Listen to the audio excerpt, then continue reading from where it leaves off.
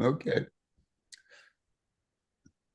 Let me know when we're ready. I think it's queuing up. Let me see.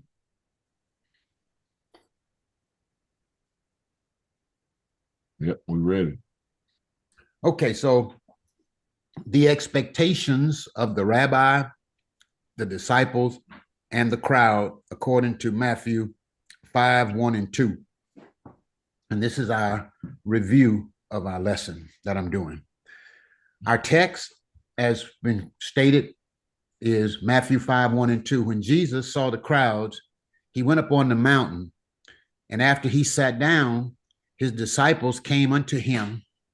He opened his mouth and began to teach them, saying, now there's three groups of people, or three, the characters in the text are the rabbi, the disciples, and the crowd. Now, there was expectations of each. The rabbi had an expectation of his disciples, the disciples had an expectation of the rabbi, and the crowd had expectations of the disciples, of the rabbi's disciples. Now, the expectations are this. Here's what I found.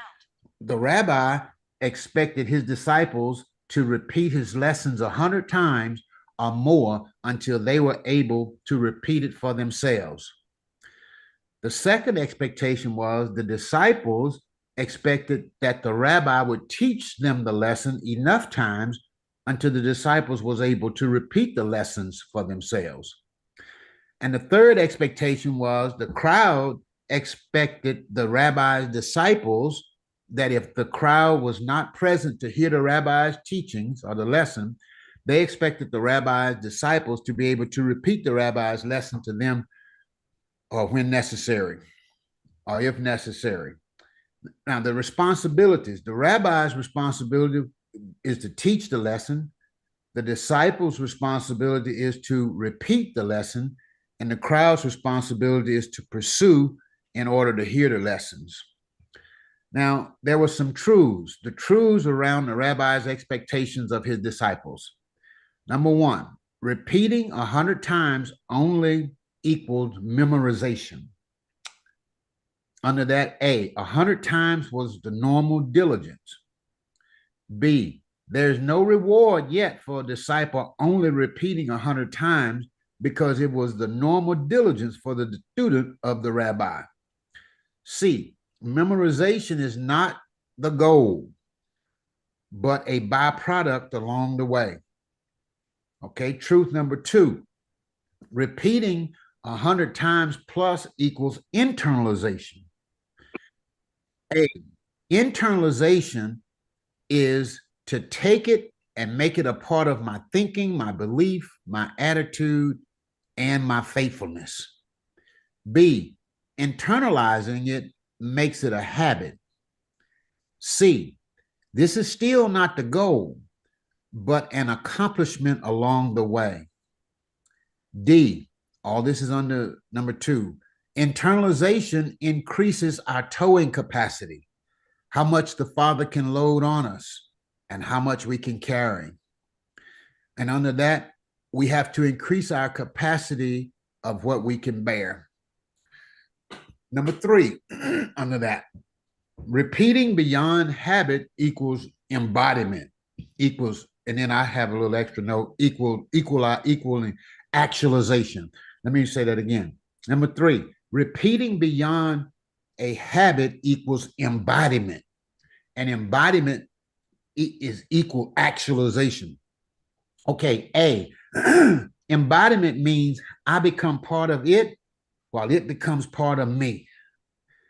Okay, and repeating beyond a habit equals embodiment.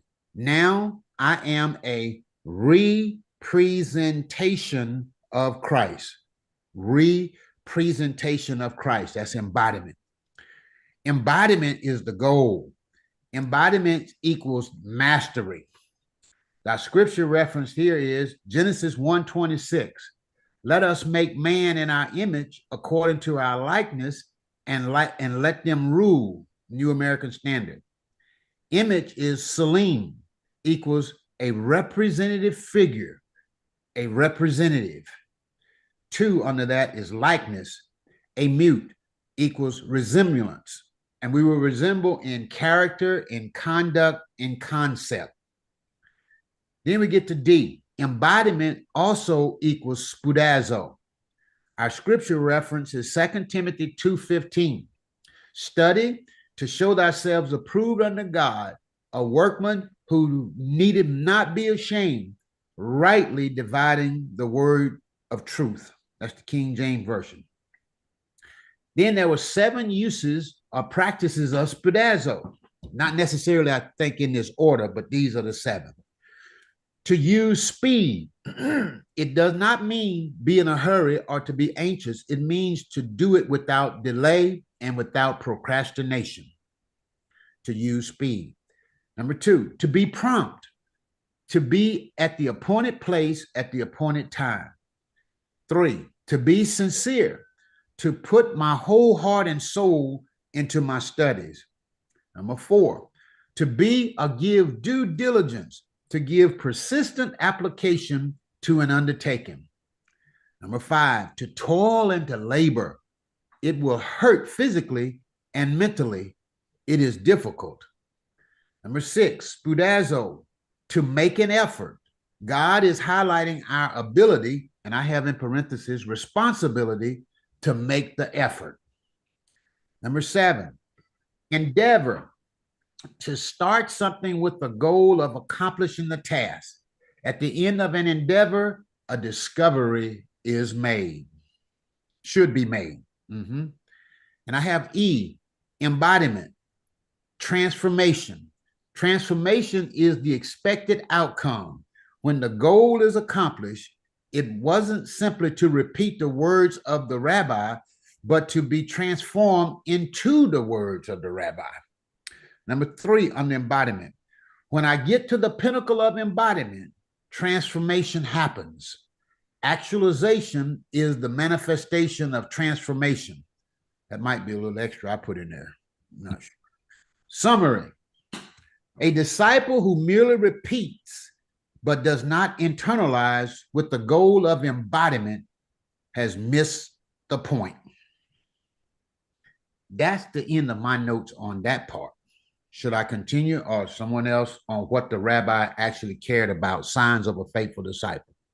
All right, good stuff, Dr. Fred. Yeah, let somebody else pick up, but good stuff. Good Yes, stuff. sir. Thank you. I'll pick it up.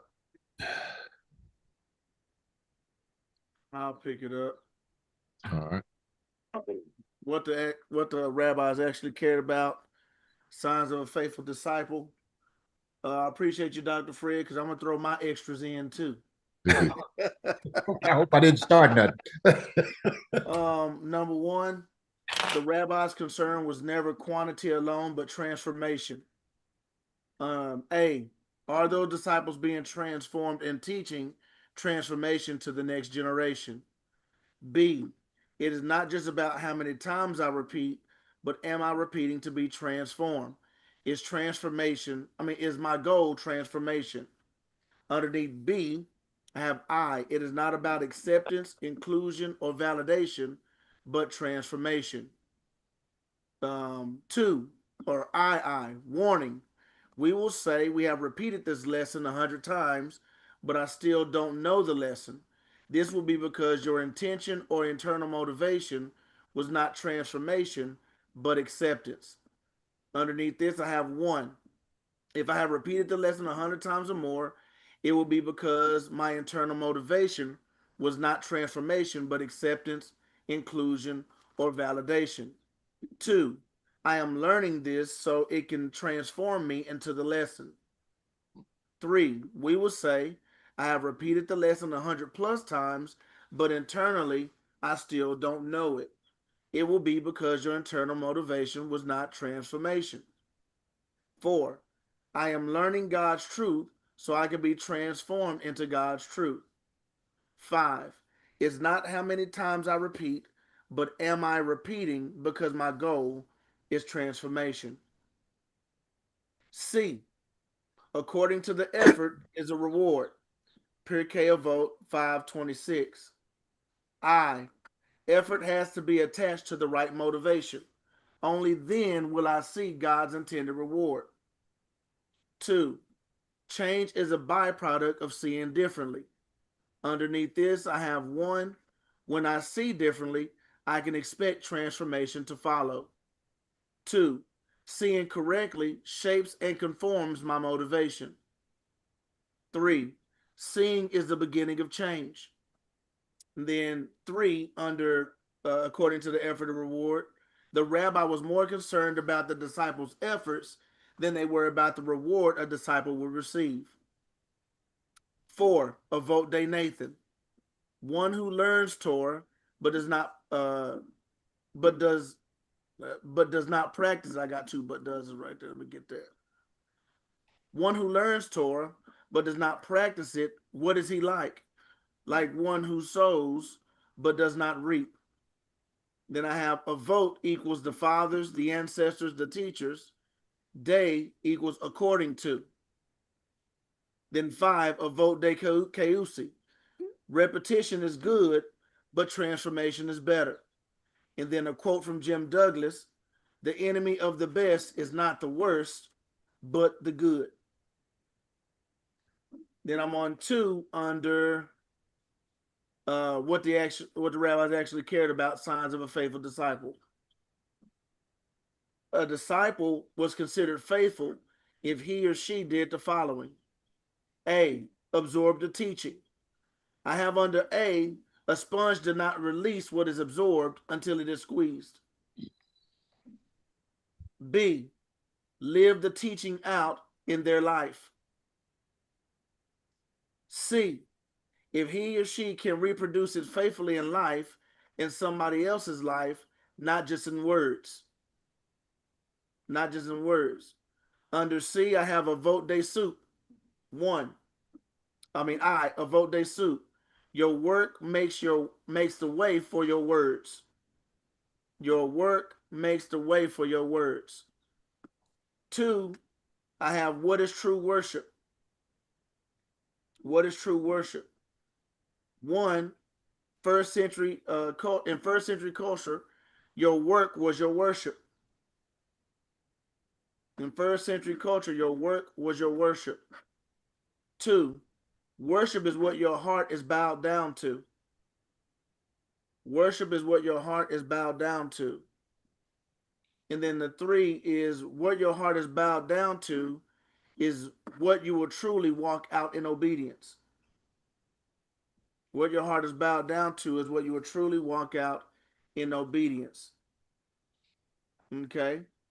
And then 3, under the signs, what the rabbi actually cared about. The 3rd one, in Jesus' world, a faithful Talmud was expected to a first century disciple making. I'll repeat it again. In Jesus' world, a faithful Talmud was expected to / first century disciple making. A, hear the rabbi. B, repeat the rabbi's teachings accurately. C, interpret within the rabbi's framework / the rabbi's yoke. Under C, I put yoke equals doctrine. Yoke equals doctrine. And then under that, I have how he processes and the lens he processes everything through. So those are my notes. But yoke equals doctrine, how he processes and the lens he processes everything through. D, live it, parentheses, teachings, out in everyday life.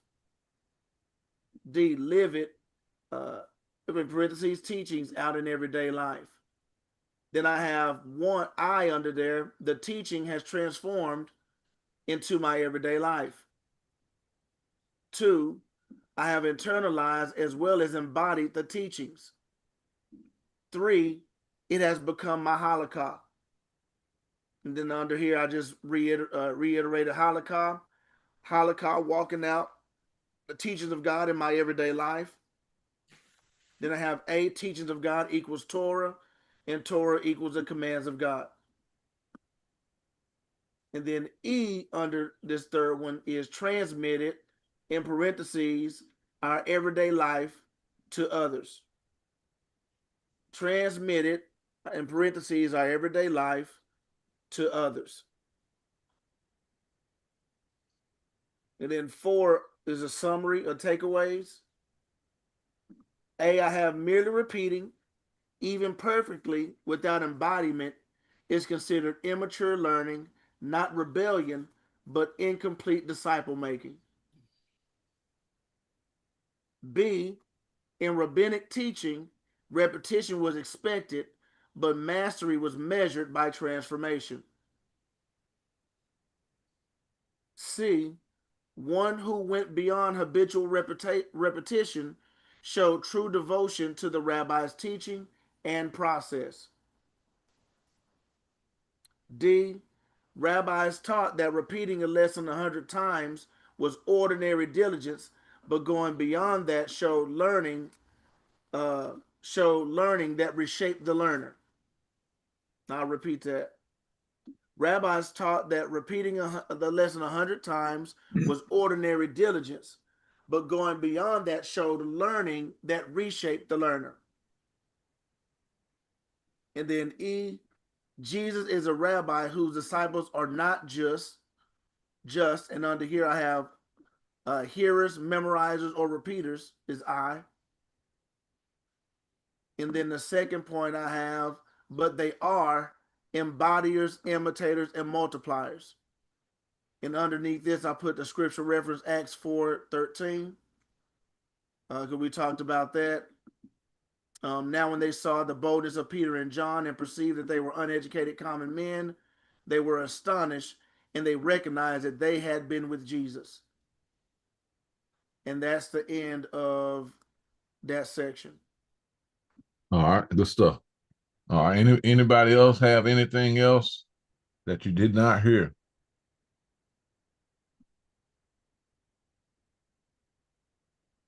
All right, I think that's it. Good job. Great job, Dr. Fred, Brandon. Appreciate y'all. All right. You know, we covered a lot to really help us with the context around Jewish thought of rabbis, disciple relationships, some of those core concepts, really helping us shape what we're to see we're supposed to become, right? And also it helps us, you know, really take the form of embodying the teaching Matthew is trying to share. So we want to look at the text today. I want to shift everything we've learned. I feel like we've repeated this, man, probably 100 times. And I want us to start shifting to use what we know now and what we've learned to start processing the text. And so we're going to look back at the text. But when we look back at the text, we want to use our art of asking questions so we can start interpreting it, processing it, wrestling, right? Soup, you had some? Yeah, I got a request. Okay. I feel like Dr. Fred could probably do this since he's the AI master, right? He's the AI master. Okay. Is there any way, and what I've been waiting on before I started memorizing for us to really get it nailed down, because by me having to memorize it, I can't keep going back and changing and changing and changing. I'm gonna have to wait till we get down to one document. So it seems like we've about got to one document on this section.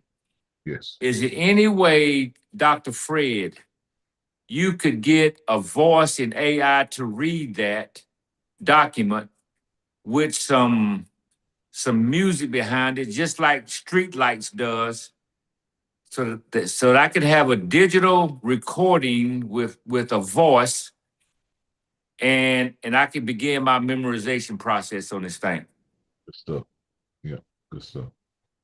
That should be doable. Okay. Yep. And Pastor KOC, I have the part that I went over. I think I'm in sync with that first part, the summary, the review that I did. Yes. But what Mr. Brandon went over, there's a few variations. Okay. And I was wondering if we could sync what the rabbi's actually expectations were, if we could sync that. Yes, sir, Mr. Campbell. All right, let's do that then. All right. What the rabbis actually cared about, and I got two sets of notes, so let me find both of them to put them before us. But what Brandon did cover I would say the strong skeletal of what we want to have. All right. Let's go back to the top, Brandon. Yes, sir. All right. See which section.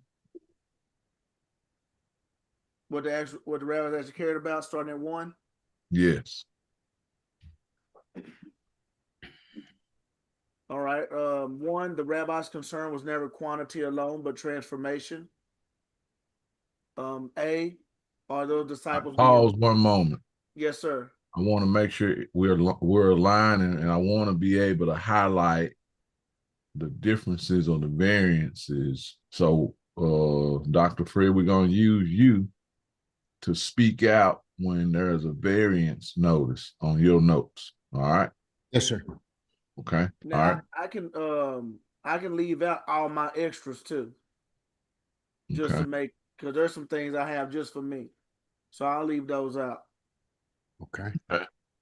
The rabbi's concern was never quantity alone, but transformation.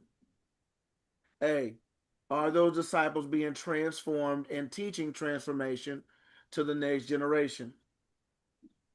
B, it's not just about how many times I repeat, but am I repeating to be transformed? Is my goal transformation? Under here, I have I. It is not about acceptance, inclusion, or validation, but transformation. I have I. Warning. We will say I have repeated this lesson 100 times, but I still don't know the lesson. This will be because your intention or internal motivation was not transformation, but acceptance. Underneath the warning, I have 5 points. 1, if I have repeated the lesson 100 times or more, it will be because your, or I put parentheses, my internal motivation was not transformation, but acceptance, inclusion, or validation.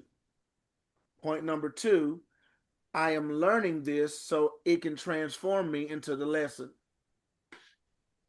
Point number 3, we will say I have repeated this lesson 100 plus times, but internally I still don't know it.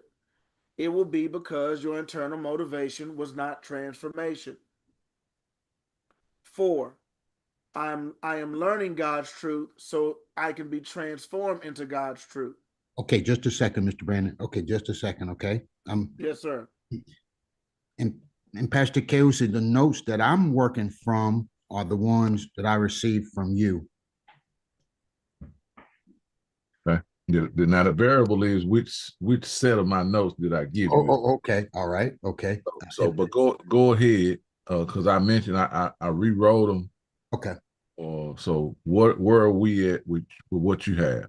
We're on point so far. So far, so good. Okay, great. So continue. Yes, sir. Number 5, it's not how many times I repeat, but am I repeating because my goal is transformation? Okay.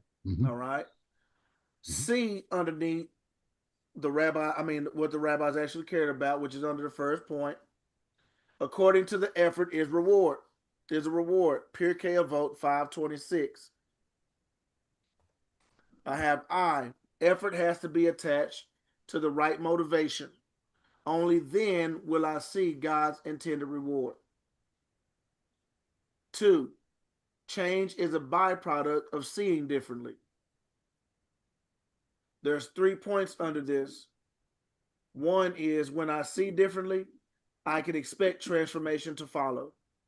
Okay, I have seeing correctly shapes my motivation, and seeing is the beginning of change. Okay. Brandon, you have those next, right? Yes, sir. I have that as 2 and 3.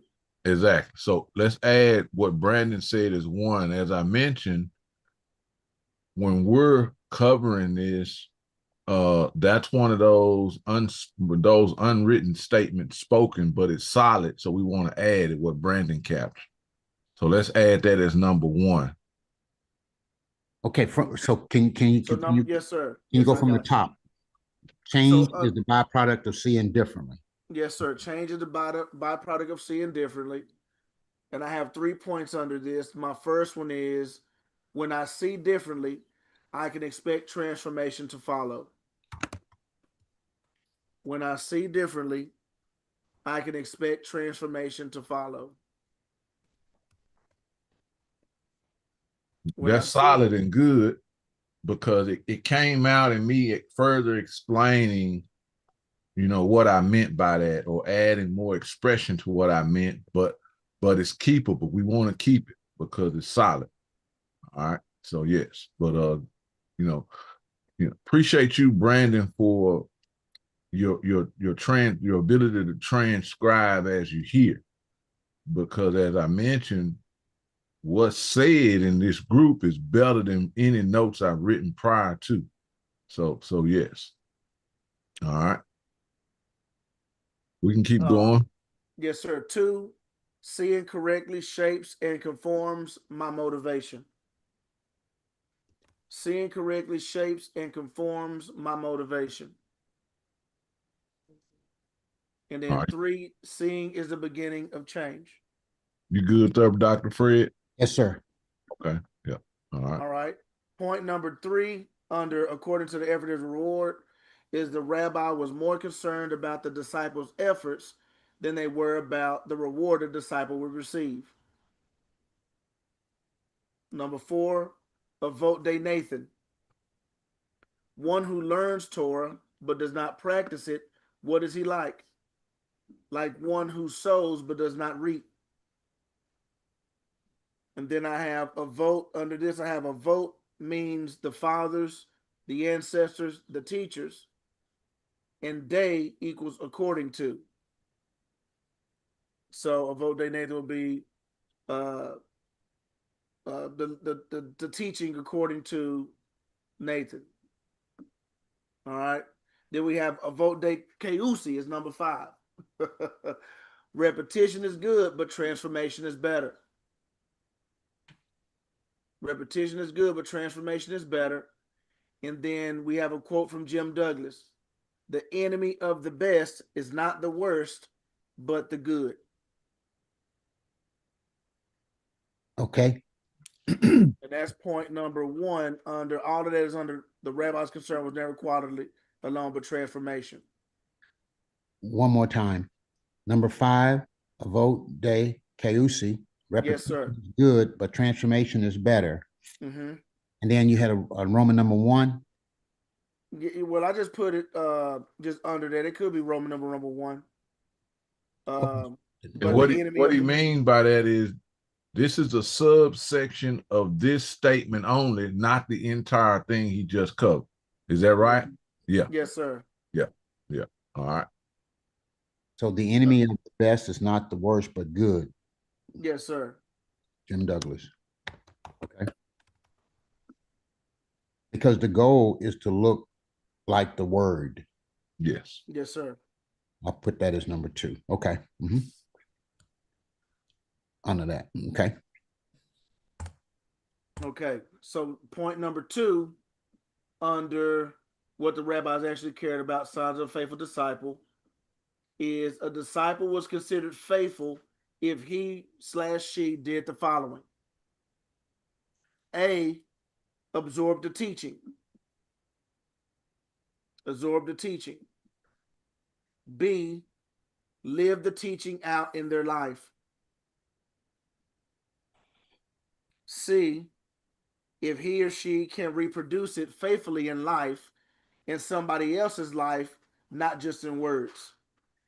Okay. Can I get your Yes, sir. What do you have there, Dr. Fred, in the notes I sent you? Okay. Number 1 under because the goal is to look like the word after number 5. Under that, I have God's goal is for us to be our best. Mm-hmm. Okay, I'll put that back under right there. Okay, I'll move that up a notch. Okay, now the next section I have is a number 2. Pause one moment because Brandon didn't have that in his notes. Is that right, No, Brandon? sir, I did. Yes, sir, I did. Yeah.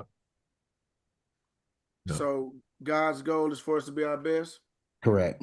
Mm-hmm. And I know which notes I sent you now, Dr. Fred. Okay, all right, good. Yeah. Okay. Okay, let me know if you're ready, Mr. Brandon.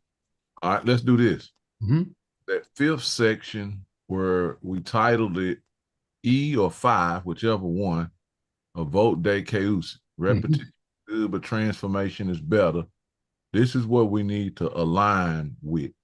I want to make sure we align. Everything else before that align, but this is where the variance is on this one. So, all right, I'm going to give Brandon a chance to give his again, and then I'm going to get you to follow up with additions and or corrections. Yes, Dr. sir. Fred. Yes, all sir. right. Come on, Brandon. We can have a vote de Ceusi. Repetition is good, but transformation is better. Under that, I guess that will be point 1. I have the enemy of the best is not the worst, but the good. Pause one moment. Dr. Fred, what was your first point under that? That's what I've rearranged it to be that. Okay, good, good. Because at first you had, because the goal is to look like the word. Yes, sir. I got you. Yep. And I'm okay. We're on the same page. So let's use that format Brandon is doing. Come on, Brandon, from the top one more time in that section. Yes, sir. And I got them as Roman them I2, 2I, 3I. Yeah. Yeah. Yeah. Okay. A vote de Ceusi. Repetition is good, but transformation is better. 1.1 under that is the enemy of the best is not the worst, but the good. And that's a quote from Jim Douglas. And then under that, which would be 2, I just added God's, what did you say? God's goal is for us to be our best. Yes. And then that's all I have. Well, number 2 is because the goal is to look like the word. Okay. And then number 3 is God's goal is for us to be our best. Okay. Number 2, because the goal is to look like the word. And Roman number 3, God's goal is for us to be our best.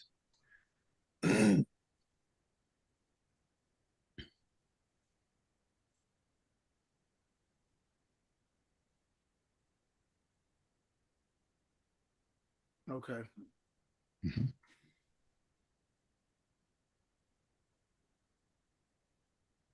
All right, I got it. Mm-hmm.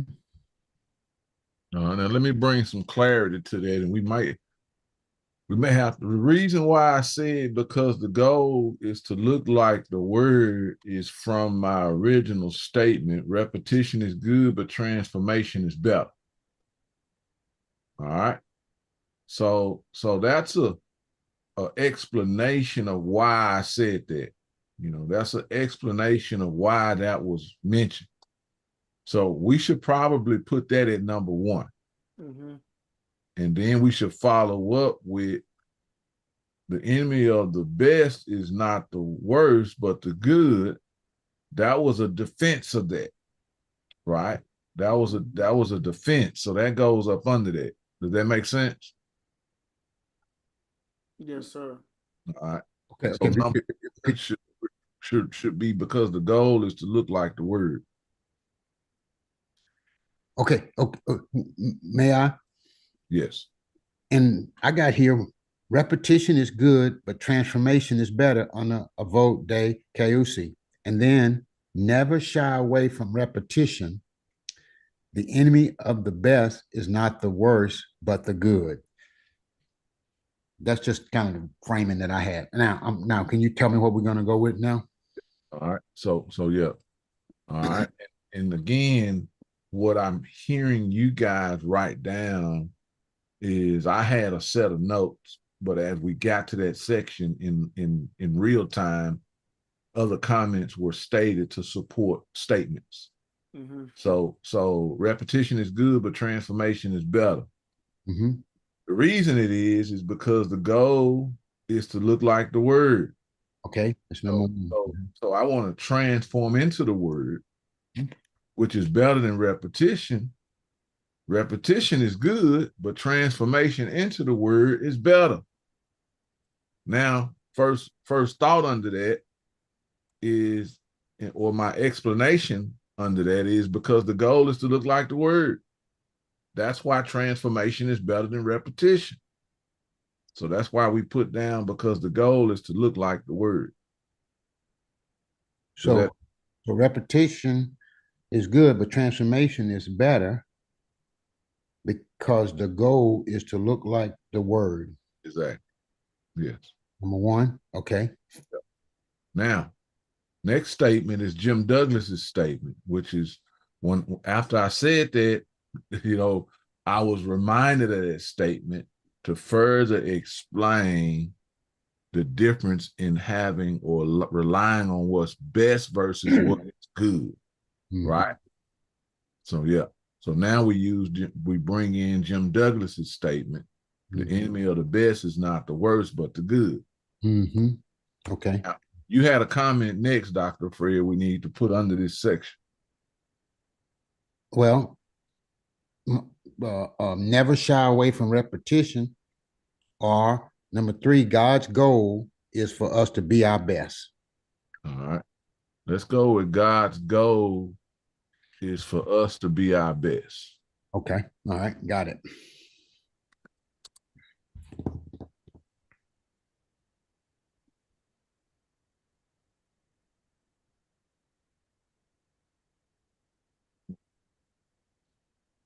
Got it. Now, to summarize all of that was the statement you said before that. Give it to me one more time. Never shy away from repetition because the enemy of the best is not the worst, but good. There you go. That's yeah. So we should close out with that statement. Okay. One more time, Dr. Fred. Okay. Never shy away from repetition. The enemy of the best is not the worst, but the good.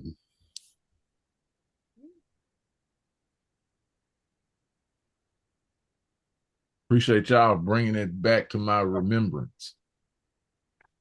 So yeah. All right. So now let's go over this section one more time, hopefully cleanly.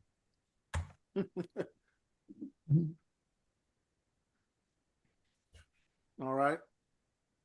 So this section is 5 under, according to the effort is a reward, or V. I got a vote de Keusi. Repetition is good, but transformation is better. Point number 1 under this is because the goal is to look like the word. Point number 2, the enemy of the best is not the worst, but the good, which is a quote from Jim Douglas. Number 3, God's goal is for us to be our best. And then number 4, never shy away from repetition because the enemy of the best is not the worst, but the good. Good stuff. Good stuff. All right. Now you have a title. You said this title is according to the title for this section 5 is what now?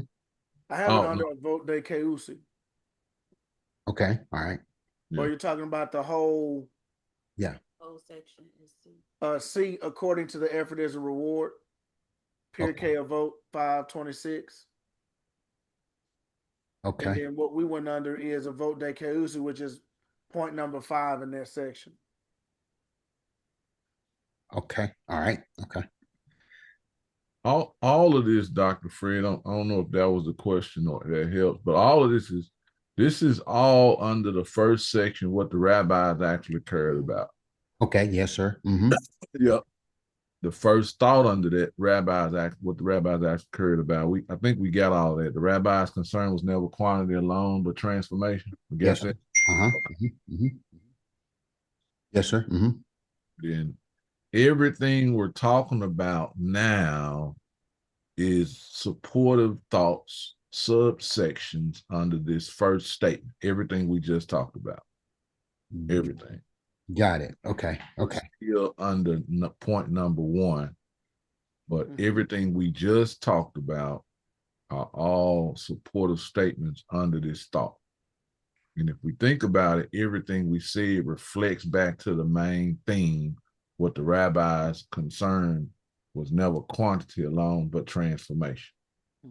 This shows us why transformation, or everything is explaining why transformation was their main concern. Okay. All right. I'm just working to get my numbers. Yeah, gotcha. Mhm. Now those numbers, all right. Sometimes they matter, sometimes they don't. Okay. But you want to make sure when we get it that I understand what thought is under what section. Let me go through it from the top. All right. So we're under this section called what the rabbis actually cared about. And there are 1, 2, 3, 4 points. All right. There are 4 points that I made under this one section, what the rabbis actually cared about. Point number 1, the rabbi's concern was never quantity alone, but transformation. Point number 1. And that's something I listen to when I'm taking notes as well, which is why I follow this pattern, because it's what I listen to when I'm taking notes. So I try to do the same thing when I'm giving out, notes. But so number 1 is what the rabbi's concern was never quantity alone, but transformation. Everything else we're about to mention goes under that point or supports that point until I say point number 2, right? Until I say point number 2, but everything else goes under this section. All right. First thought under this section, whether you title it A, which I did because it eliminates the confusion, because I already got a large point number 1 under here. So what I did is I put A, as the first sub thought. So, as a visual learner, you mind flashing your screen just so I can just see it? Okay. You mind that? Will, let me see where we at.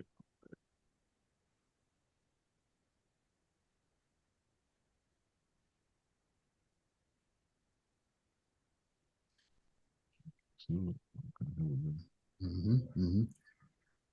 right, I'll stop. That's mine, but I'll stop sharing. I just pop mine up there. That's what I'm working with right there. Okay, so I'll stop. Okay. Okay. Right.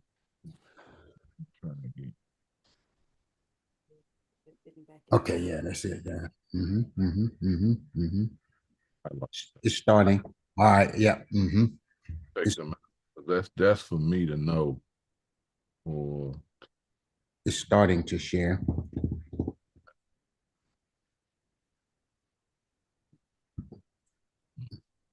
Some reason it hadn't cleared up yet.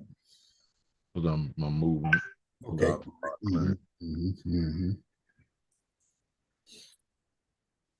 Yeah, okay. All right. Okay. It's better, but not totally clear. But good. I see it. Okay. That looks good for me. Okay, I'm gonna go back to my notes. Okay. I'm ready. All right. Can everybody see my notes? They're a bit blurry for me. Okay. I'm not sure why. Let me see. The other way, I believe. To the left. Oh, why? Okay. Well, I don't have to see them. I just wanted to. There we go. That looks better. Getting better. Oh, okay. I think that's it right there. That's the magic right there. Whatever that is right there. Yeah, I know it's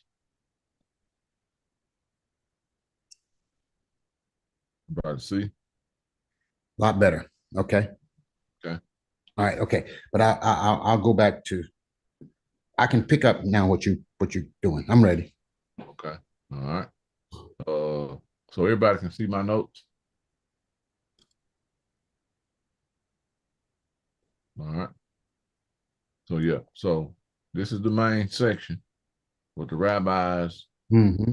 Concern was never finding long but transformation, and everything else falls under this.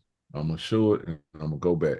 Okay. You see, Mm-hmm. else falls under number one, all of that until I get to point number two. I'll let you know. Got it. Okay, I'm ready. Mm-hmm. So my first thought was, are those disciples being transformed and teaching transformation to the next generation?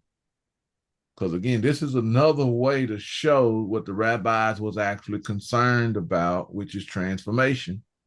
And the first thought would be, are the disciples themselves being transformed? And are those same disciples teaching transformation to the next generation? All right. No comment was made under that, so we went to the second, which I have labeled as B. Mm-hmm. Okay. Mm-hmm. Not just about how many times I repeat, because we've been talking about repetition. We wanted to see the importance of repetition because, one, we wanted to move ourselves out of the slothfulness of, man, complaining when I'm asked to repeat stuff or complaining when I'm asked to rewrite stuff. So we wanted to highlight that. But what we've seen in circles is people settled in for repetition to be the goal. So we want to move away from that because the rabbi's concern was transformation. So how do we get from repetition to transformation? Here's a statement to support that. It's not just about how many times I repeat, but am I repeating to be transformed?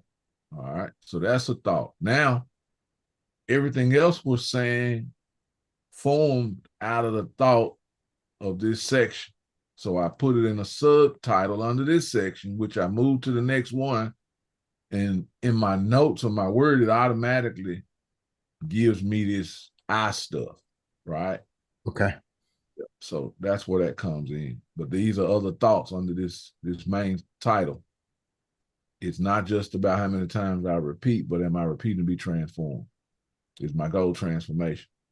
Reason being is, and so we got this. We talked about this. It's not validation, inclusion, acceptance, but transformation. Mm-hmm.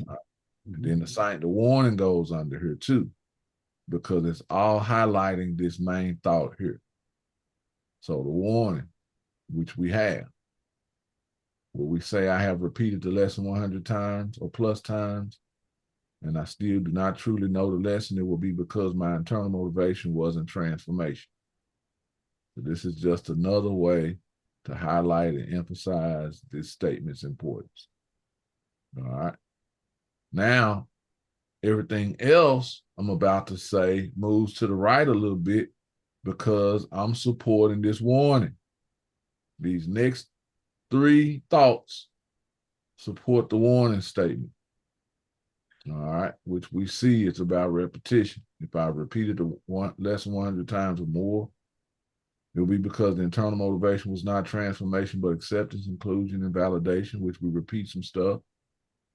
I am learning this so it can transform me into the lesson. And then we will say I repeated the lesson 100 plus times internally. This is actually another reframe of the warning statement. We will say I have repeated the lesson 100 plus times internally. I still do not truly know it. It will be because your internal motivation was not transformation. And then here are two thoughts under that. That makes sense. Two thoughts under number three. We will say we have repeated it. Yeah. Okay. All right. Okay. And then those two thoughts. Okay. Go ahead. Mm-hmm. Mm-hmm. Yep. It will be because your internal motivation was validation and not transformation, which is how we will end up here. It's another way we will end up here is I'm learning God's truth so I can be transformed or to avoid. So this is one way we will end up here. This is a way we avoid ending up here. I'm learning God's truth so I can be transformed into God's truth.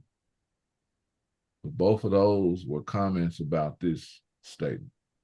So I am learning God's truth so that I can be transformed into God's truth. And it's not how many times I repeat, but am I repeating it because my goal is transformation? It will be because your internal motivation was validation and not transformation. Yeah. I need to rearrange that a bit.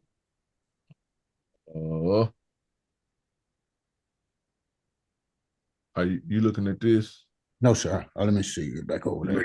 This last statement here. You just mentioned this last statement. Okay. That was just a Note. a summary. Yep. Mm-hmm. Okay. All right. Okay. Okay. Okay. This is just a repeated thought or a summary of what was already stated. Okay. Okay. And again, I sometimes I do this because of the way I'm wired, so I can understand why I'm saying it. So when I look at it, it's kind of like an identifier for me, which may not be personally true for anybody else.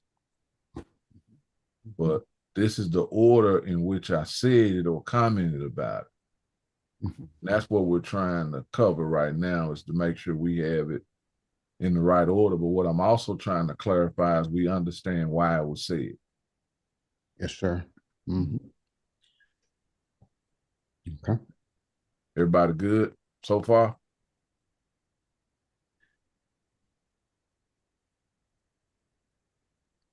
I'll take silence as a yes. All right. So now we move into this third sub thought. So remember we got A, B. This third sub thought, we get into the pure K votes, the sayings of the teacher. All right. And the big saying of the teacher, really, it comes to summarize the reward. What's the reward of the outcome? Huh? According to the effort is the reward. Well, what is the reward? Transformation. Yes, yes. So I wouldn't have put that there unless I was thinking. That's why I'm asking. Before I wrote this and before I saw that, I wanted to process in my mind what the reward, the actual reward was, because the reward and the goal is equal.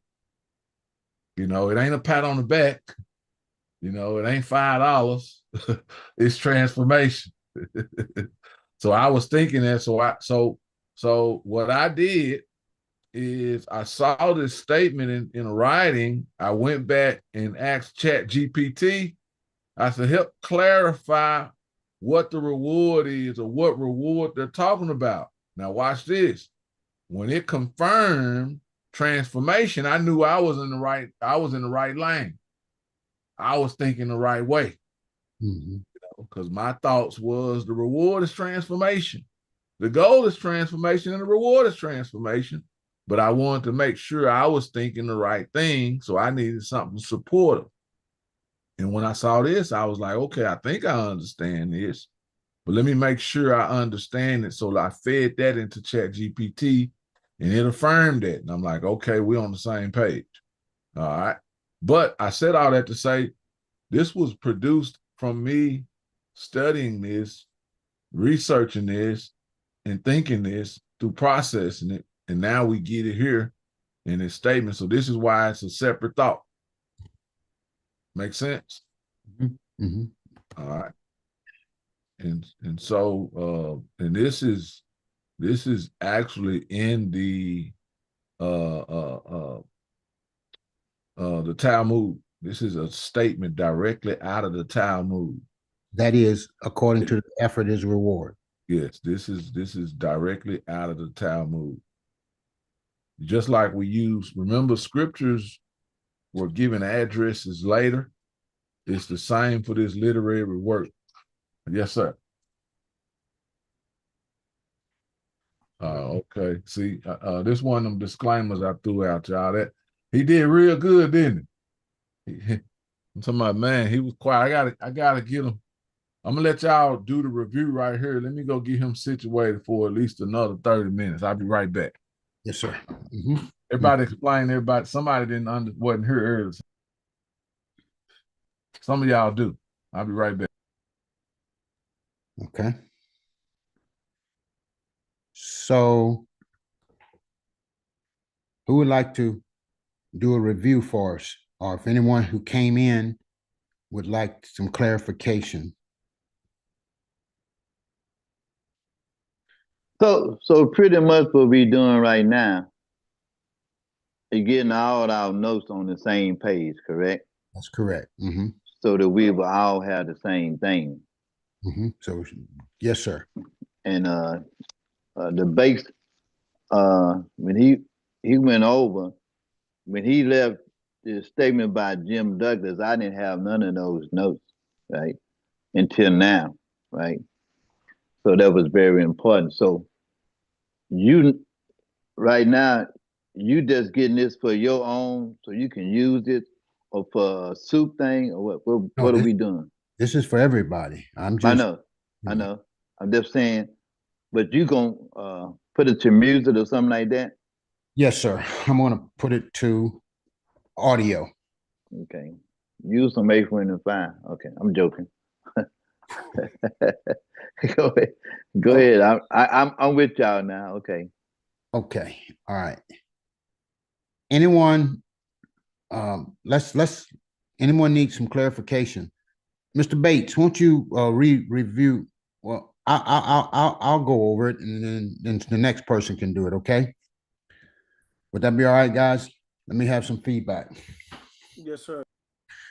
Okay, so I'll start from the top on the section of what the rabbis actually cared about. What the rabbi actually cared about. And I'll repeat it and go slow. The rabbi's concerns was never quantity alone, but transformation. The rabbi's concern was never quantity alone, but transformation. Under that point, A and B, I got, are those disciples being transformed and teaching transformation to the next generation? Are those disciples being transformed and teaching transformation to the next generation? B, it's not just how many times I repeat, but am I repeating it to be transformed? It's not how many times I repeat, but am I repeating it to be transformed? Okay. Is my goal transformation? Is my goal transformation? Under that, I come with a Roman I, one and an I. It's not about validation, inclusion, acceptance, but transformation itself. It's not about validation, inclusion, acceptance, but transformation itself. I. Number two, warning. Warning. We will say, I have repeated this lesson 100+ times, and I still do not truly know the lesson. Warning. We will say, I have repeated this lesson 100+ times, and I still do not truly know the lesson. It will be because your internal motivation wasn't transformation. It will be because your internal motivation wasn't transformation. The warning, we will say, I have repeated this lesson 100+ times, and I still do not truly know the lesson. It will be because your internal motivation wasn't transformation. And then under that number two right there, that warning, I got 3 points there that Pastor Casey gave us. If I have repeated the lesson 100 times or more, it will be because the internal motivation was not transformation, but acceptance, inclusion, or validation. One more time. Okay. Under the warning, if I have repeated the lesson 100 times or more, it will be because the internal motivation was not transformation, but acceptance, inclusion, or validation. Number 2, I am learning this so it can transform me into it, and it is the lesson. I am learning this so that it can transform me into it, and it is the lesson. I am learning this so that it transform me into it. It is the lesson. Number 3, we will say, I have repeated the lesson 100 plus times. Internally, I still do not truly know it.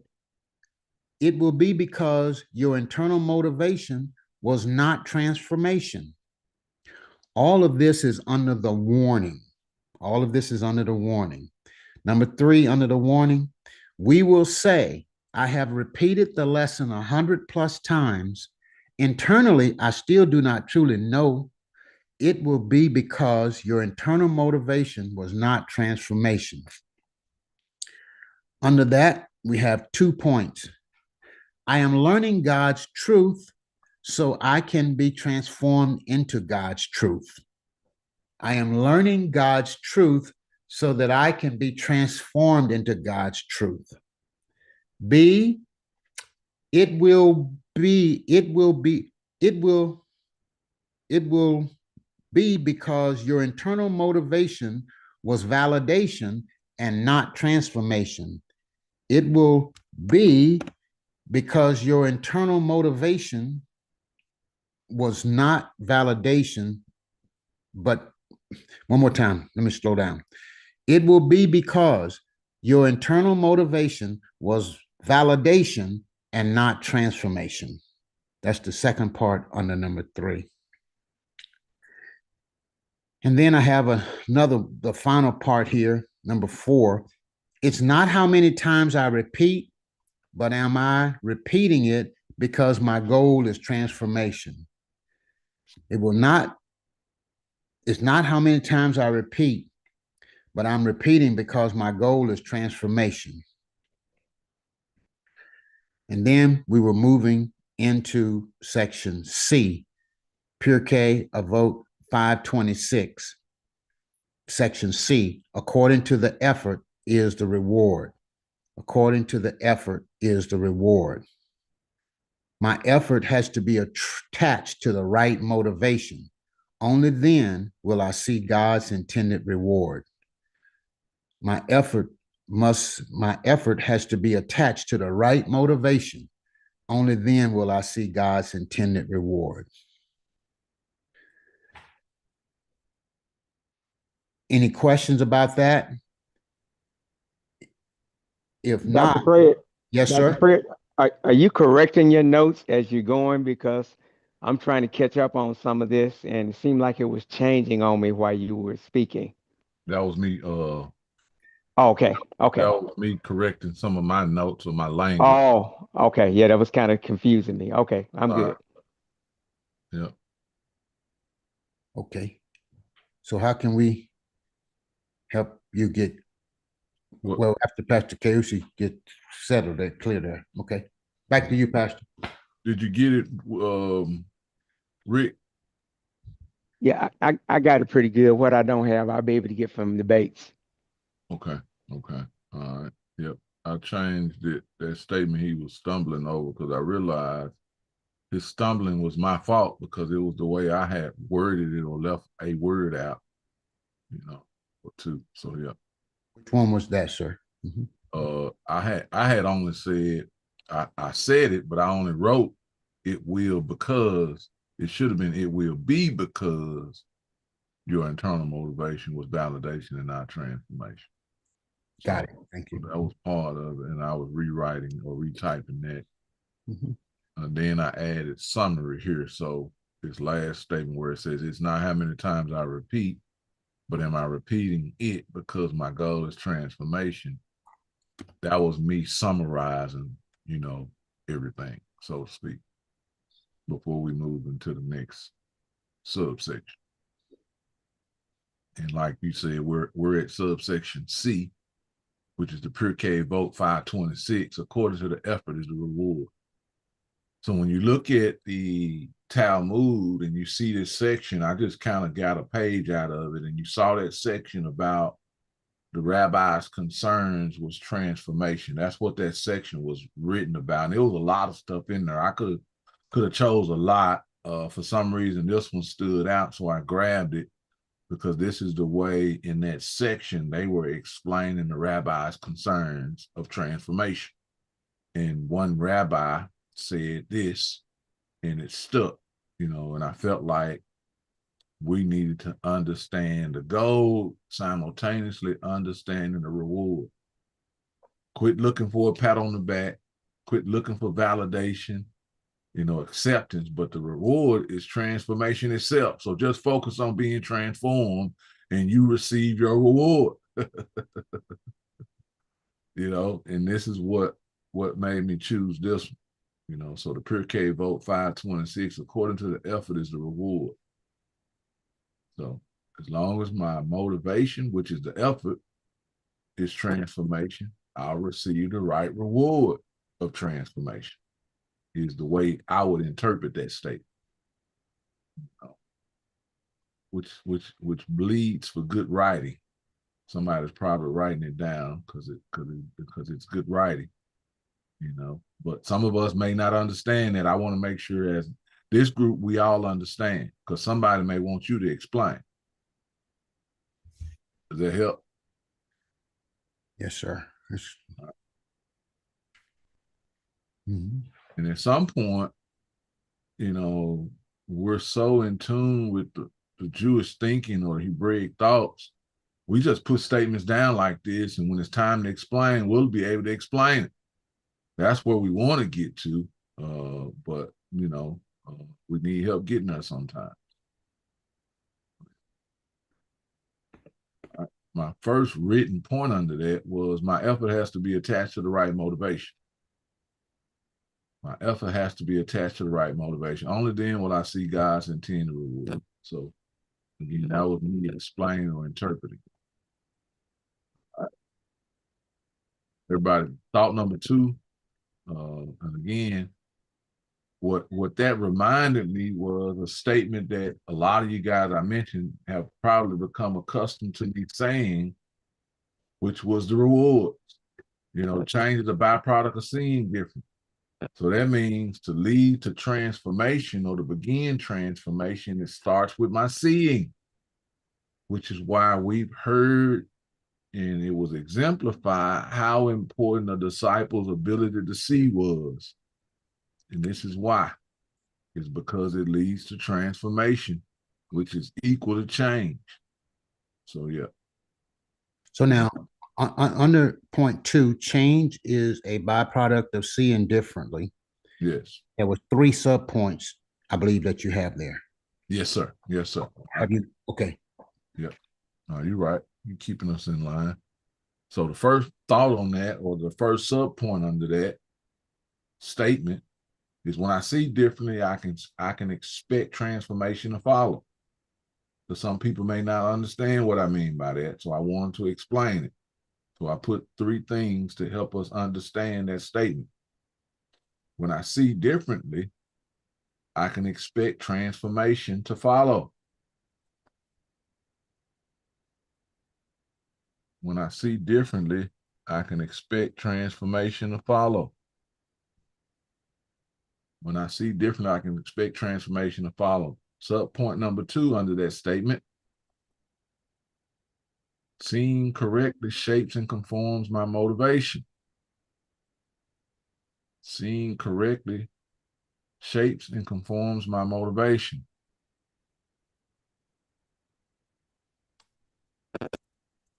Seeing correctly shapes and conforms my motivation. And then this point number 3 under this section only. Seeing is the beginning of change. Seeing is the beginning of change.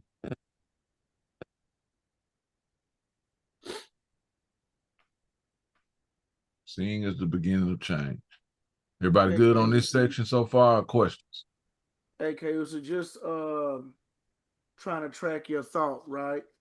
Okay. As you get deeper into your I guess sub, like when I'm looking at seeing as the beginning of change, that's almost like a summary. Like the further down you go, is it almost like you introducing but summarizing that section?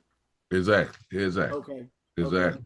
Which a lot of times that's what sub points are most of the time.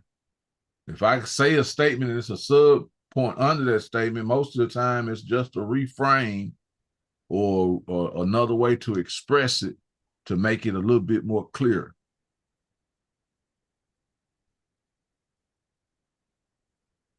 Yeah. But yes. Does that help, Brandon? Yeah, I'm trying to track your mindset, the framework. Yes, sir. Yes, sir. Yes, sir. Good stuff. Good stuff. Yeah. Mm-hmm. Any other questions or thoughts? Anybody? Now, there's a third point under this part. Are you going to come to that? Yes, sir. All right, Okay. give it to us. I want to make sure we on the same page too. Yes, sir. The rabbi was more concerned about the disciples' effort than they were about the reward a disciple would receive. Yes. Yes. One more time for us. The rabbi was more concerned about the disciples' effort than they were about the reward a disciple would receive. Yes. Good stuff. Good stuff. Okay. The next one, again, I was looking at that same section in the Talmud, and I saw this next one. It was parallel with the Pirkei Avot 526, but it accredited directly to a rabbi, and it said Avot de Nathan. All right, Avot de Nathan, and that's when I realized it was important for me to explain to our group what the Pirkei means, Avot means, and a day means. So that was my thinking. All right. So if you notice, soon later you'll see that explanation coming, because after it was repeated a couple of times, I'm thinking, okay, this is something we need to understand. Instead of hearing it, instead of saying it, let me understand what I'm saying. Pirkei Avot, the teachings of the fathers. So this was a teaching of the father that was accredited to a generation, or an era. This according to that his reward. But this next one was accredited to a teacher or a rabbi himself. So this first one was accredited to a generation or era of rabbis, whether it was the year of the repeated or the year of the pairs, it was accredited to an era. But this next one, a vote day Nathan, or Nathan, it would be Nathan. We would say in English, but in their transliteration, they just leave the H off, Nathan.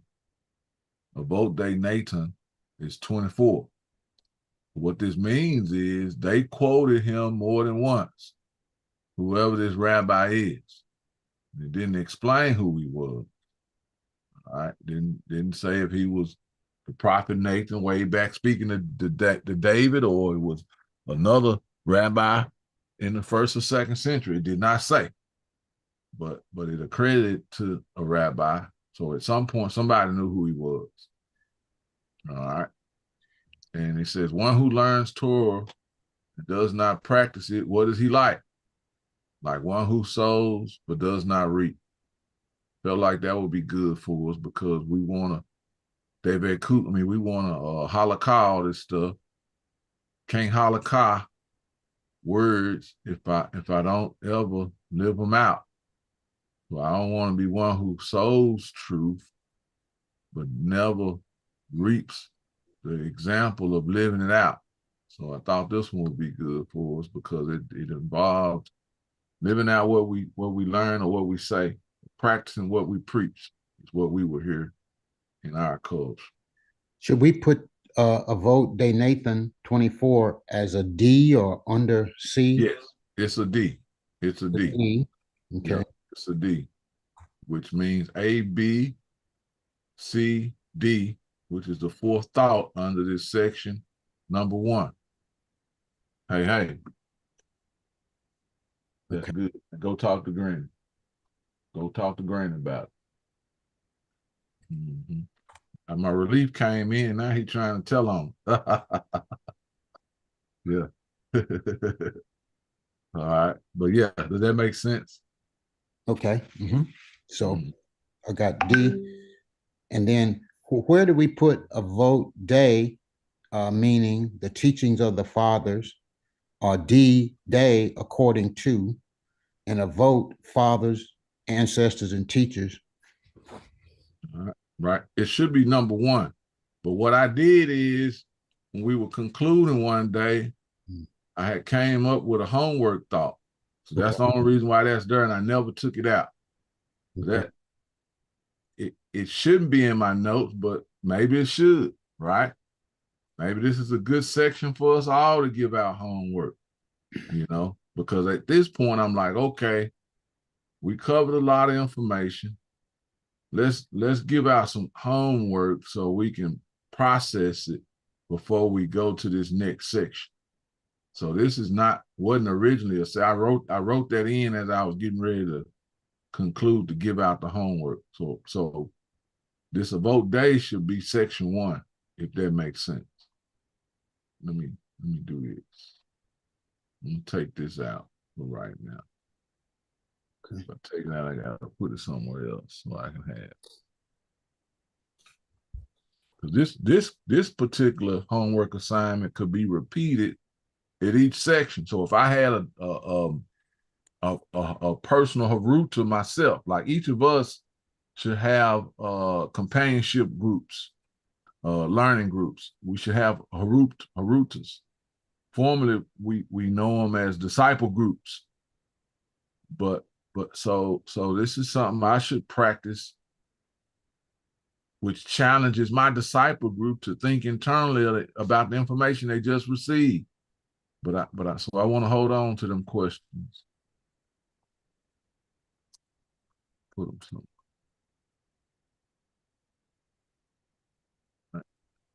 Take this out. Because if we're just covering information, this is what it would look like. Can everybody see that now? This is what it originally looked like. I don't see. Oh, maybe I'm. Oh, okay. I got your screen. Okay. All right. Okay. Yeah. So this is where, before we talk about what he said, let's understand the meaning of this vote day. A vote actually itself, fathers, ancestors, teachers. Day means according to. So according to, and remember, teachers is our Western word. Eastern word would be rabbi. So a vote day, according to Rabbi Nathan and his 24th saying, so to speak. All right. So he at least had 24 sayings that were, repeated among his group. So according to father or rabbi or ancestor Nathan. All right. And this word ancestor lets us know it most likely wasn't in the 2nd, 1st, or 3rd century. It was prior to. So whoever he was, it was prior to. One who learns Torah but does not practice it, what is he like? Like one who sows but does not reap. So this is a saying according to Rabbi Nathan. All right. Teaching of the fathers according to Rabbi Nathan. Try to see that. So want to vote, take this day off. Shouldn't be there. Fathers, ancestors, teachers, / rabbis.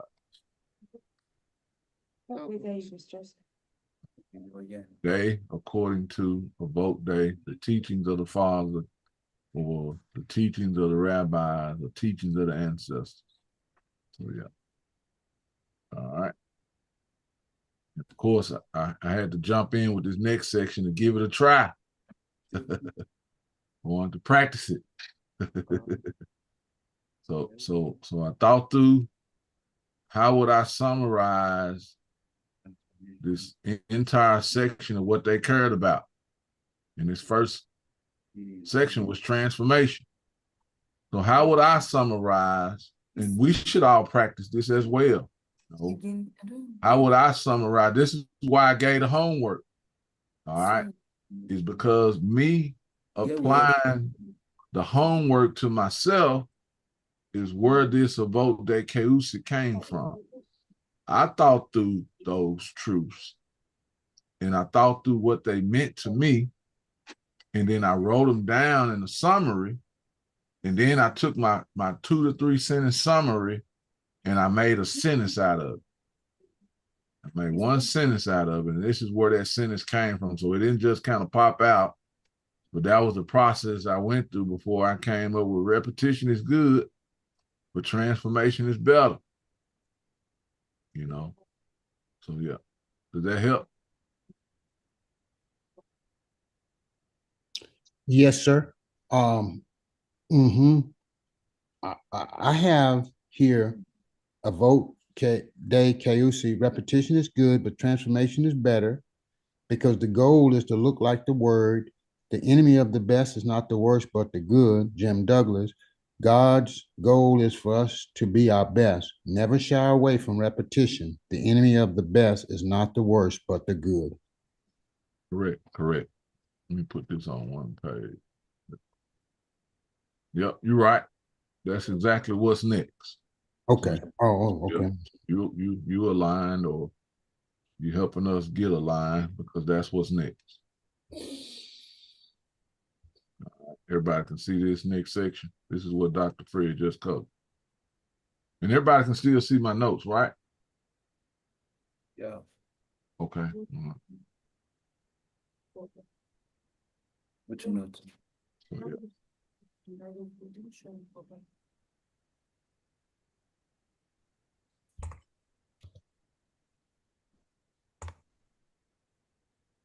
Repetition is good, but transformation is better. Being a thought behind it is because the goal is to look like the word. And then I thought about this statement I heard from Jim Douglas. The enemy of the best is not the worst, but the good. God's goal is for us to be our best, which is why he wants us to be transformed instead of just repeating words or memorizing.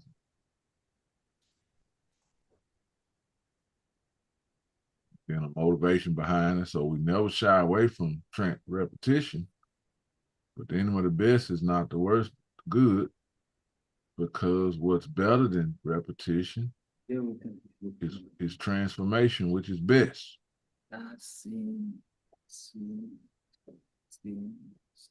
Just another summary to remind us that we should seek or pursue transformation. And that concludes that first section under what the rabbis actually cared about, transformation. So would section Avote de Keusi be an E? Yes, it's an E. Okay, all right, got it. E, which is the fifth thought or sub point under the first point. The rabbi's concern is transformation, if I summarize it. Got it.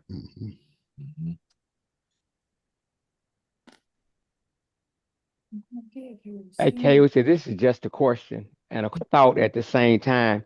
Even though this is for our notes to understand this better, but in my thinking, would Jim Douglas' statement, would that actually be a vote D also? It would, exactly. And that's what we learn later. So Thank you. Thank you. Yes, thank you. Exactly. It is. Yep. And that's why we started penning those as we learn when we hear that. That's why we kind of pen some later of soup sayings, is because that's really what they would be.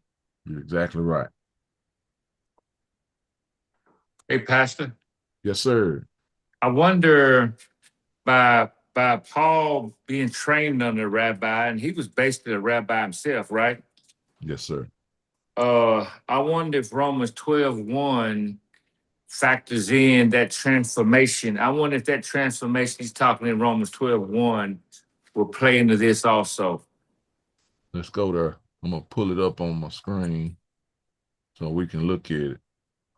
Because a lot of times in studying the word, everybody hinges on word studies, right? Especially when they young guys in seminary stuff and dealing with Greek, they really want to deal in word studies. But forgetting the highest soul under those Greek words that they're trying to translate that Hebrew concept using a Greek word. And if we just stick with the Greek word only and not the context, we'll miss what they're saying sometimes. It won't be complete. It won't be complete. Yeah, I agree. And like you said, or you mentioned, is Paul was trained in this. So his mention of that in Romans 12:1 could very well be underlying or highlighting his understanding of what we're covering now. You know, so yeah. Let's see, Romans 12:1. Because when we quote that verse and we say be transformed, we don't really think a changed life or what transformation really is. We just quote it and kind of leave it out there. And you can be transformed in your thinking, but not in your actions. Yeah. Just like a culural mean to hear, to understand, with the highest soul being under that Shema, to hear, to obey, for obedience. Yeah. Oh, that's good stuff. All right. Excellent. I agree. Yeah, because before you mentioned it, Sue, the reality of it is I hadn't thought about that either. And that's why it's important to ask the question, who's speaking? All right? Like who is the actual author, inspired author behind this, and what was his status and position in his history? You know, but again, if we don't know Jewish context, it ain't no way we can align it. So yeah, it's good stuff. Everybody see that? I got a question. Okay. Yeah, let me start from here. Says change is a byproduct of sin differently. When I see differently, I can expect transformation to follow. Sin currently sharps and confirms my motivation. Sin correctly Shapes my motivation. Sin correctly shapes and conforms my motivation. Yes. Sin is the beginning of change. So I want to be clear. What about hearing?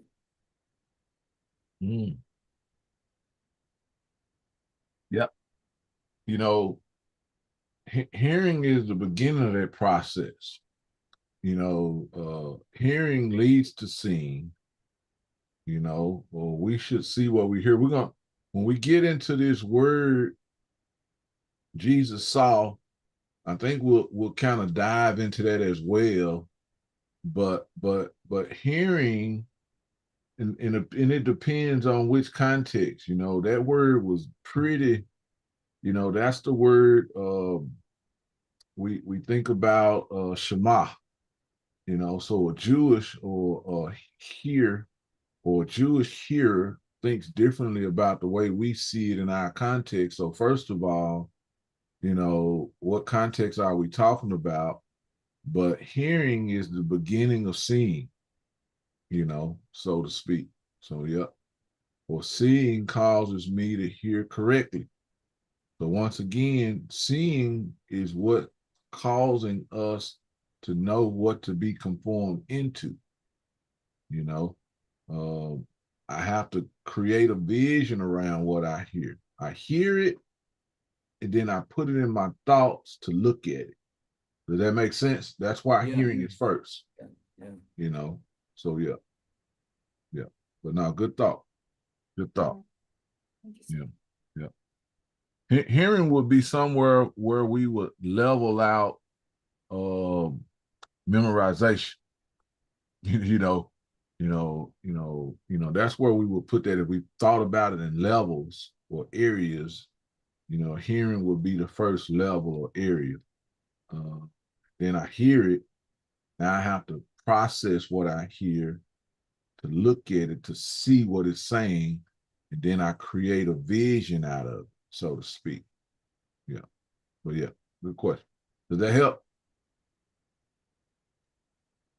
Yeah, Lisa, I really appreciate this Romans 12:1 because of the vein of teaching and where we are. It causes me to see that scripture in a whole different light now, under looking at the word conformed and transformed and understanding that hearing is hearing to obey. Man, this just opens my mind up. Yeah, I'm actually gonna add that as a reference. I'm trying to see where, and honestly, I can't wait to go back and dig into that suit on that 12:1. But that's gonna be a reference you'll see added in my notes under this first section. The rabbi's concern was never quantity alone, but transformation. So I want to go back and add a section F and study this. And as a teacher, it's very, very important we set the context. We set the context to shape the paradigm of the one who's hearing. Yeah.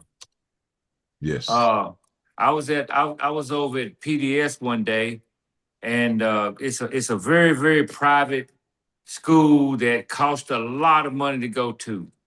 And you had one African American kid in his class, and he was very you could tell he didn't miss no meals. All right, he didn't miss no meals. And in the PE class or the recreation class, the man was asking the boys questions, and he was a coach that was asking the questions, and he just asked a general question, assuming that the whole audience had the correct context. So he says, "What is a grand slam?" And all the boys in the class of European American descent said, "That's when you hit a home run and the bases are loaded on a baseball field." What the African American kid says, "That's that big breakfast at Dennis."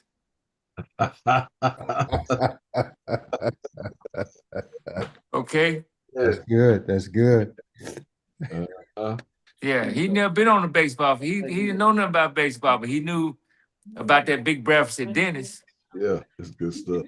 So it's important as the coach should have said, "All right, gentlemen, this is a question concerning baseball." Then he would have set the paradigm. That's right. That's good stuff. Yep, that's good stuff. Can everybody see my notes?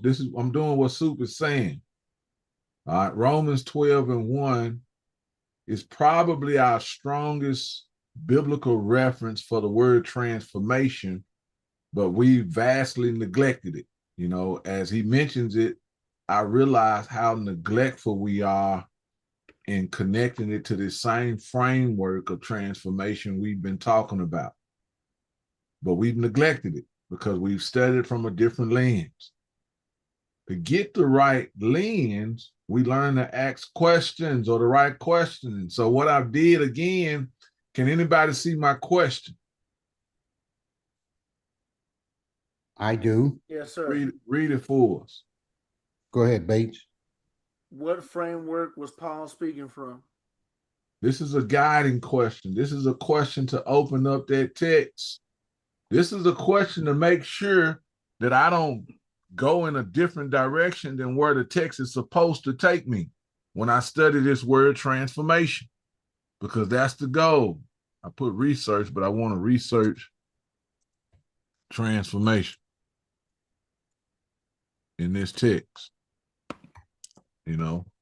But this is called, we've been doing this for a while. Some of us, most of us, is asking these guiding questions, asking these questions to open up the text instead of closing the text. That's pretty much what you're trying to do. You want to open it up instead of closing it out. I mean, I close it out by drawing a quick conclusion. That's failure. You know, that's what Jesus would, that's what Jesus is actually correcting in this entire passage of the Sermon on the Mount. He's trying to open up things that the previous rabbis and ancestors had closed out. And so he's opening this text again in our study of Torah.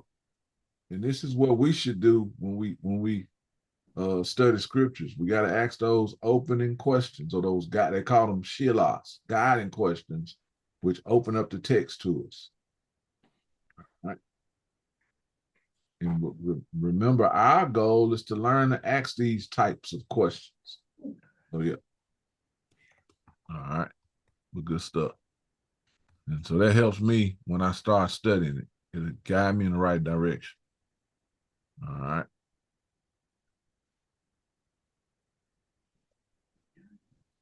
All right, let's see. Now we're at section 2. Everybody comfortable with moving to section 2? Under what the rabbis actually cared about. Section 1 was the rabbi's concern was never quantity alone, but transformation. So basically, the rabbi's concern was transformation. Wasn't quantity. But section 2, under their concern, they were concerned about what a faithful disciple is. They were concerned about what a faithful disciple is. And this reveals signs of faithful disciples. When we see what their concern was, so they were concerned about transformation. Now we're learning that they're concerned about a faithful disciple, or what a faithful disciple is. And so we start aligning that. And so we're still learning about their concerns. All right, make sense? All right. So under this section, the first one is A, or the first thought under this about what a faithful disciple is, which is their concern, is a disciple is one who desires to hear the rabbi. How did you start yours off, Dr. Fred? That's what I have. Okay, what about you, Brandon?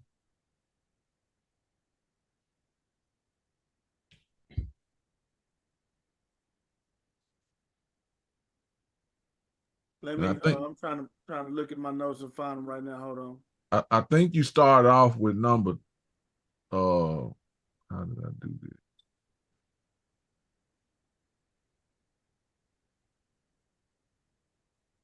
This is wrong. I just see something. It's wrong. Yep, that's wrong. So mine have absorbed the teaching. Exactly. That's right. That's what I said when I first shared or taught it. Because this actually, all of this should go under section 2. Yep.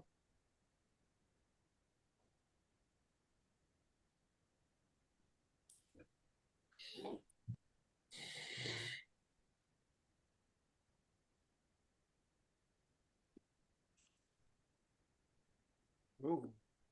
Hold on. We'll correct it in just a second.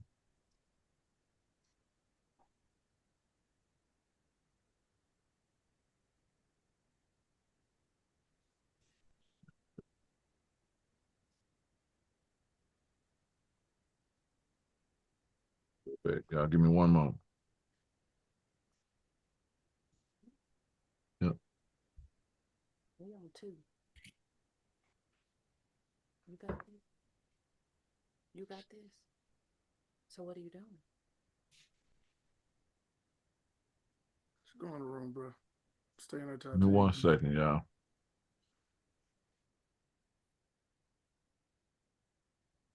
And go back to the beginning.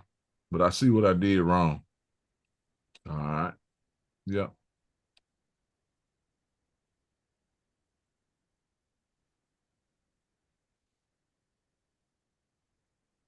All of this should go under section 2. Everything else that we've covered so far under this should all go under section 2. What I have in this A through E is another way or a more detailed way to say A through C right here. It's just a different way to say it. That's all it was. It was redundant, but it was more detailed. That's why I flipped it. I started off with something simple, and then I wanted to break it down to more of a complex explanation of it all. Does that make sense? So I'm trying to see how to title this. Okay. Yep.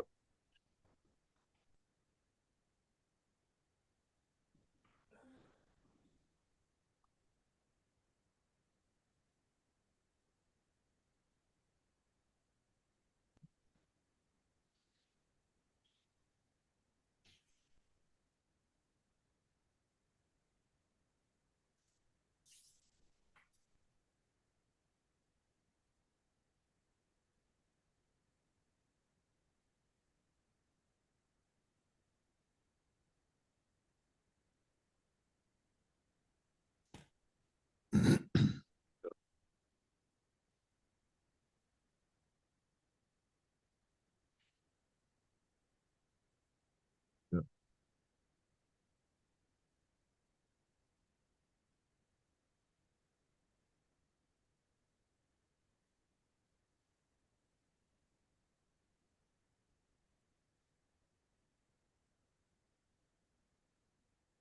This should be.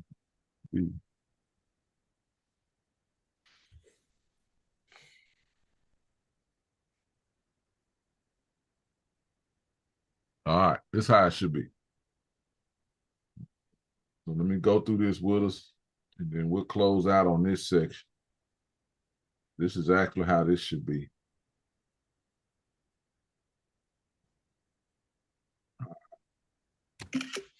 These thoughts here are signs of a faithful disciple.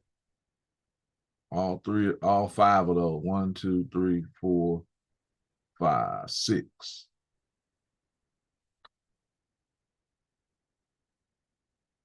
All right, and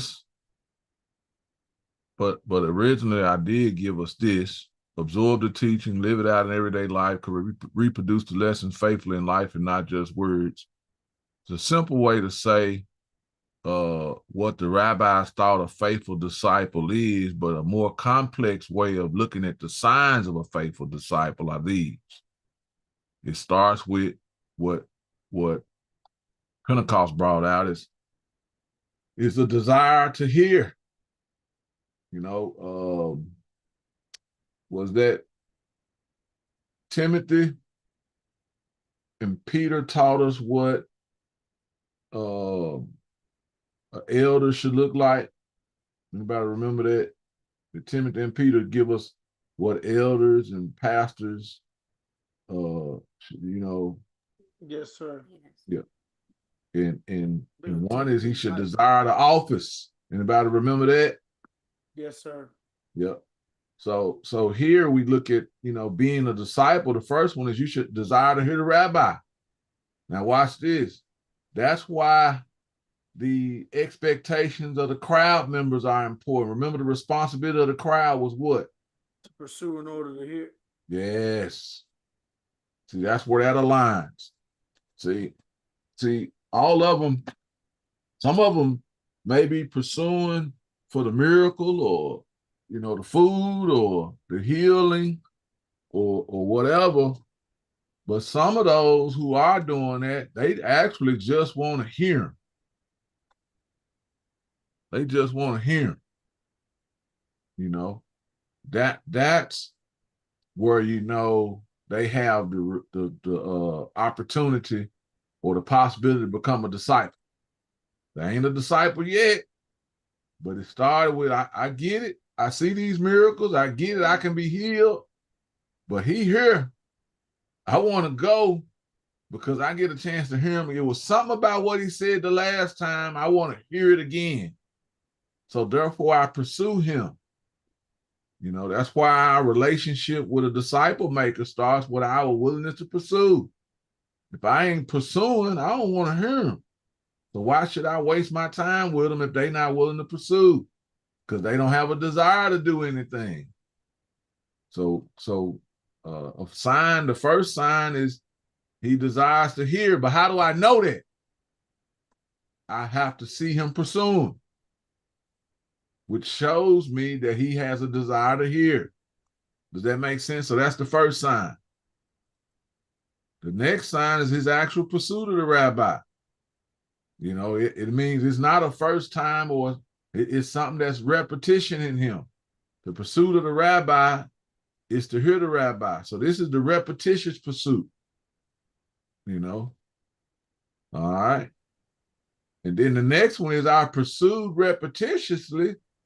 So I've heard a few times. Now I'm able to repeat. Not only am I repeating, but I repeat accurately.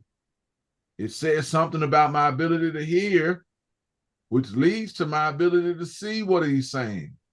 So he repeats the teachings of the rabbi accurately, but it doesn't stop. It's just, these are signs.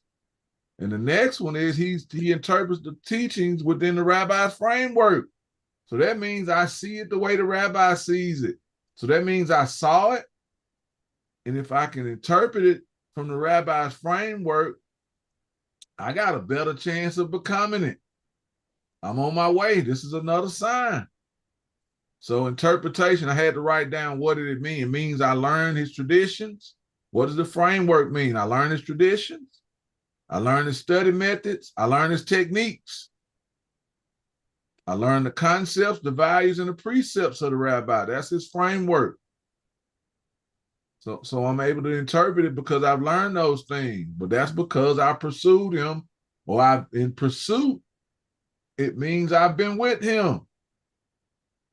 So I've been around him. I've been with him because I repeatedly pursued him in relationship. Now, because of that, I'm able to live it out. That's where we get number 5, to live it out. To live it out. How can I live it out? I've vividly seen his lifestyle. I've seen him applied at home and in context, in casual places, you know, restaurants, stores, events, you know, public places, you know, private places. But I've been with him because I pursued, I understood his framework. Then I've watched him live it out. He's modeled it in front of me. So now I can live it out because I've vividly seen the lifestyle. And another scripture comes to mind, Soup, is 2 Timothy 3, verses 10 through 13 or 12. You remember that one, Soup? Yep.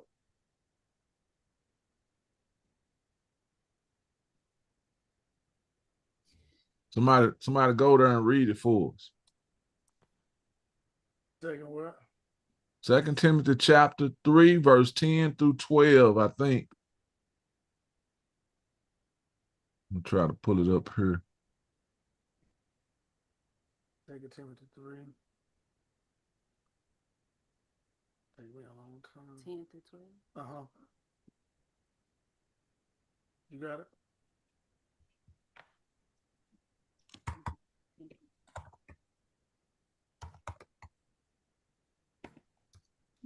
Is that starting from 3:10? Yes, sir. Yes, Go ahead. sir. But thou hast fully known my doctrine, manner of life, purpose, faith, long suffering, charity, and patience, persecution, affliction, which came out of me at Antioch and Iconium and Lystra. What persecution I endured, but out of them all the Lord delivered me.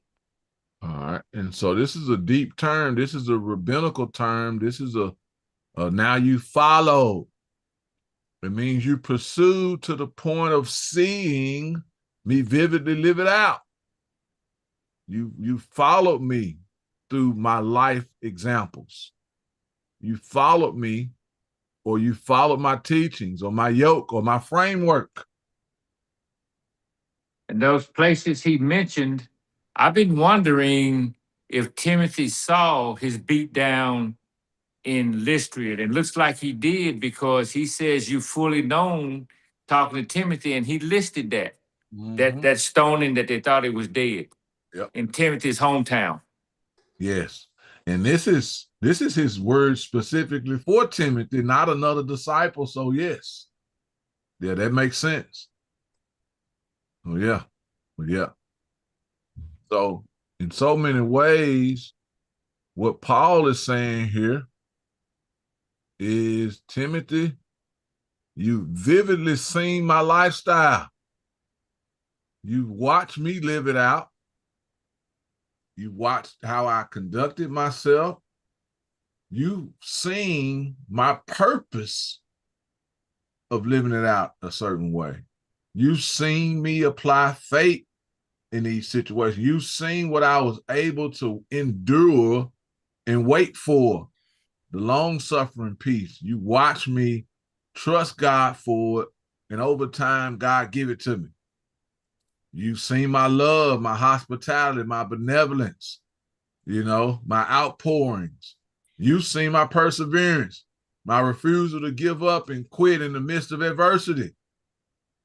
You've seen how I've suffered hardships, persecutions, those things people did because of my faith. And you just seen simple sufferings. Man, me drowning almost, me being stoned, me being shipwrecked. And then he names those places he's seen them in: Antioch, Iconium, and Lystra. So yeah, but this will be a great reference verse.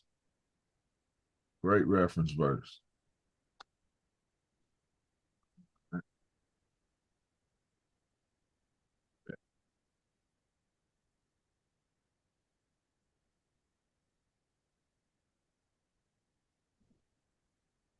All right. That reference verse, you put that on. Let me see. Okay, under the fifth one. Yes. It's vividly seen in her lifestyle. So that's where I put the reference at.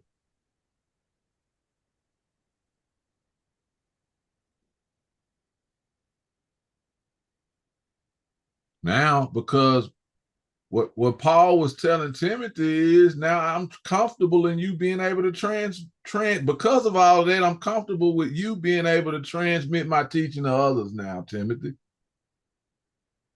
And only then am I comfortable with you transmitting my teaching to others, Timothy. So then in 2 Timothy 2:2, that's basically the same speech, but it's from a standpoint of you've heard things that you've heard. Yeah. Yes. Yeah. Yeah. Yeah. It's this is more of a, what we would say, in the weeds, the details of it. The 2 Timothy 2:2 is more of a big picture version of it, outcome, vision of it. So yeah. All right. And then we see the second section B. A disciple is considered faithful if he or she simply absorbed the teaching, lived it out in everyday life, could reproduce the lesson faithfully in life and not just in words. And this statement, absorb the teaching, says a lot more. Absorb the teaching means the pursuit, the hearing, the repeating, the interpreting, understand the framework. So all of that, absorb the teaching. That's what happens. That's what happens. Are we thinking about all those phases and aspects? When I absorb the teaching, we should. And then eventually I live it out in everyday life. And then thirdly, I simply could reproduce the lessons faithfully in life, not just in words. So, yeah. Yeah. And then number 3 is just a summary of it all. or me summarizing a takeaway. You know, merely repeating the words, even perfectly without embodiment, was considered immature learning, not rebellion, but incomplete disciple making. Yeah. And that's a deterrent statement. You know, when I don't do it, it's not that I'm not doing it because I'm rebelling. I'm doing it because I didn't know. That's what immaturity means. I didn't know. I simply failed to know what was next, which means my disciple making is incomplete. And if the disciple maker didn't tell me, theirs was immature and incomplete as well, because they didn't know what else to do. So yeah. Yeah.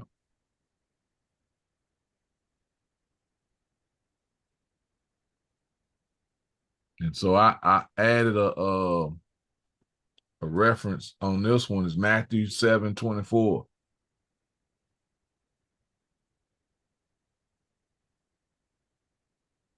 What if Matthew was meaning this very thing?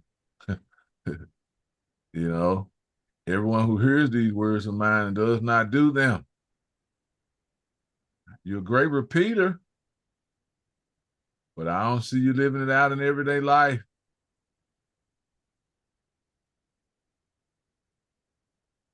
So you're reproducing it in somebody else's life. So what if? So this is where this other statement comes in at. In rabbinic teachings, repetition was expected, but mastery was measured by transformation. So I expect repetition, but I was able to measure whether or not you mastered it because I saw your transformation.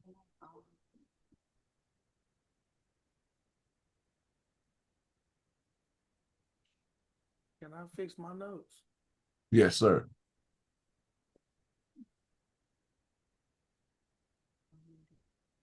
Oh, no, I'm talking to the kids.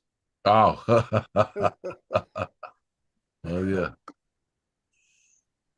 I'm trying to read this. I think this is a subsection. Let me think through again. Yep. This is a subsection of that. This is a subsection of that. It's not a standalone. There we go. Yep. Everybody see what I just did?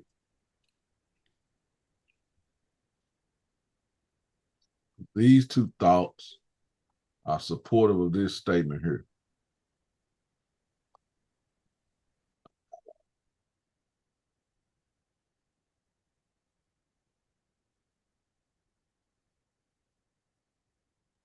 And if that is this the conclusion, Acts 4:13, or am I getting ahead of me? We're gonna get to that down here.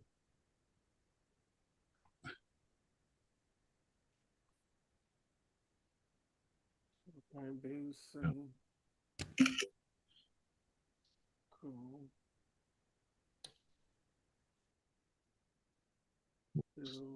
Acts 4:13 gonna go under that third subsection. Everybody see it? All right. Go back to the top. Summary and takeaway. Everybody good on this. Disciples considered faithful if he or she absorbed the teaching, lived it out in everyday life, could reproduce the lesson faithfully in life and not just in words. We all align on that? Yes, sir. Okay. You good on that, Dr. Fred?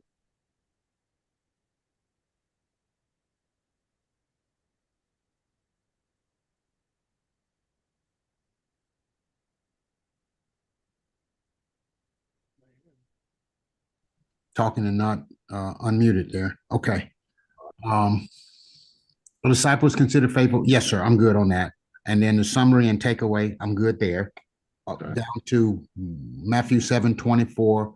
Everyone who hears these words of mine and does not do them. Okay. All right. Then the next subsection, which is B. In rabbinic teaching, repetition was expected, but mastery was measured by transformation. And I got two thoughts on that statement. In rabbinic teaching, repetition was expected, but mastery was measured by transformation.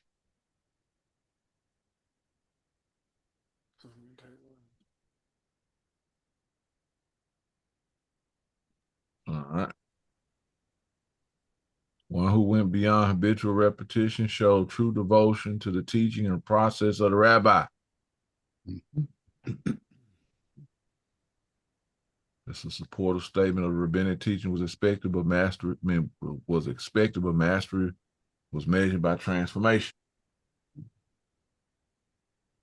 Rabbis taught that repeating a lesson 100 times was ordinary diligence, but going beyond that showed learning that reshaped the learner, which is transformation and mastery. So those are two supportive statements of this one thought. Here's section C. Jesus is a rabbi whose disciples are not just. So we're not simply hearers, we're not simply memorizers, we're not simply repeaters, but we are embodiers, imitators. That's where I put Acts 4:13 at, is because they saw them imitating. They recognized that they had been with Jesus because they saw them imitating Jesus. They were imitating his words, his way of life, his framework of teaching, his interpretations. So they were imitating all those. So therefore, they recognized that they had been with Jesus. Embodiers, imitators, and multipliers.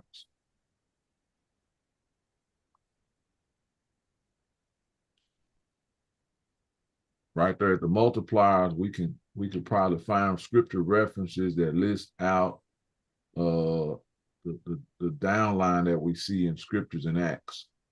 You know, the outcome of, you know, reproduction in the other lives of other believers.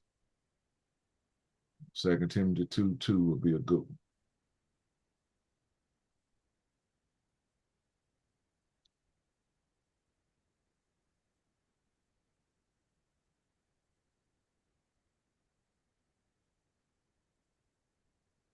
See, I think it'll be a good spot to close out. Everybody good here?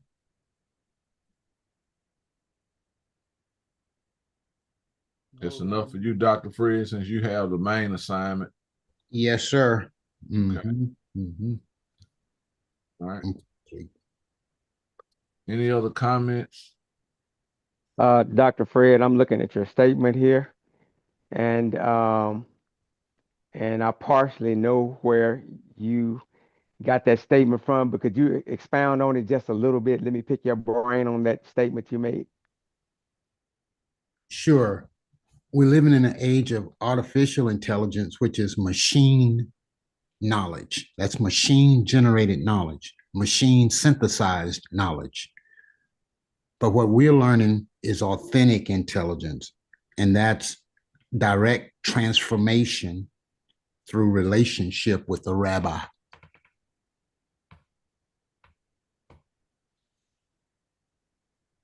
That's sweet.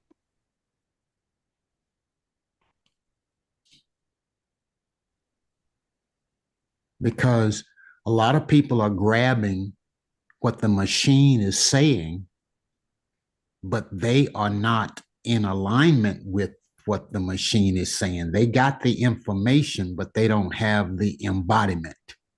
Yeah, and that's where AI leads folks astray. It gets you flagged with that resume you got from it. You don't know how to go back and make it yours. You just AI copied it. Then this is another. So yeah, that makes sense. Yep. I got a quick story.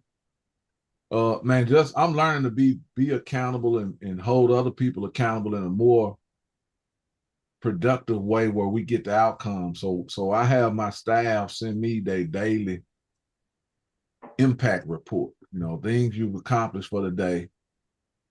But I caught one staff sending me this AI generated statement, and he didn't even have sense enough to take out them underscores and dashes AI give, and I know him. And I'm like, come on, man. Man, if you give me this one more time, we're gonna find somebody else to do this job. So yeah. We're getting caught up with it. So yeah.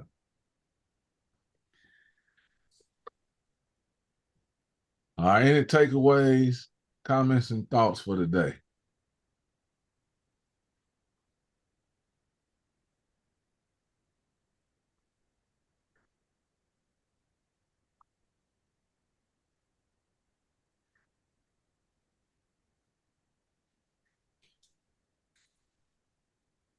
Yeah, I for just me, want it's just how some of these statements and some of the things we're going over has made some of the scriptures that I've memorized and have known for years more insight, more depth, and made them come alive. I'll echo that. So huge takeaway for me right there. So yeah. I can second that because this lesson have brought to life the scripture about Moses going on the mountain and coming down off the mountain, and his face was shining so that the people was afraid of him, right? And we learning these things about everything we learning, people can't help but to see a different in you. If they don't see a different in you, like we said, that is you just doing it for your glory or something. I forgot how we stated that. But when Moses came out the mountain, his face was be shining because you was in the presence of God. And if you're in the presence of God, you cannot help but to shine afterwards. It's going to change the way you see, the way you listen, completely. It's going to transform you. That's my takeaway with these lessons that we're getting today. Yeah, good stuff. For me, my takeaway is in my personal learning and studying, just making sure that my effort is attached to the right motivation. And just kind of wrestling with those things that we talked about. We want to make sure that it's not validation or inclusion or acceptance, but transformation. So for me, just gonna pray and wrestle through that continuously. Good stuff. Great. For me is I guess I don't want to say reset the mark, but reestablish the mark. When you're talking about what the goal is, and not just saying, yeah, we're disciples becoming rabbis, but in a personal sense, as a father, as a husband, and having those who look to me to lead, um, is like Brandon. I have to make sure like the mark is not my own, but I keep the mark what it is, and like Reeves just said, wrestle to be that because of those who follow behind me. Sure. One of the things that jumped out to me is, we say these little quotes in sports and in the business world, and we have these little one-liners. And one of them is, they say success is showing up. Well, or a large part of showing up. Well, rule number one, if a disciple is to be, signs of a faithful disciple is he desires to hear the rabbi. When you desire to hear somebody, you show up. So that has given fresh life to that quote. Thank you. Good stuff. Great stuff. Excellent. Good stuff. Yep, phenomenal. I really appreciate this, especially when the season I'm in. I feel like this lesson probably has been one of the best gifts that I can get because I can just think of so many things that I've heard from Rabbi Soup, Pastor, and Rabbi Kayusi, Jim Douglas. But one of the things that sticks out to me after listening to this lesson today, one of the votees from Soup Campbell was there's no bottom to this thing. And this really proves this because it opened up a whole new, oh man, a whole new depth to me. So I just thank God for this day and allowing me to be here and to be able to be a part of this group and this teaching today. Good stuff. Good stuff. Thanks. I just want to say to Pastor Rick, your presence touches me, and your voice touches me, and you're a real inspiration to me, and I love you, sir. Good stuff. Amen. Thank you. Yeah.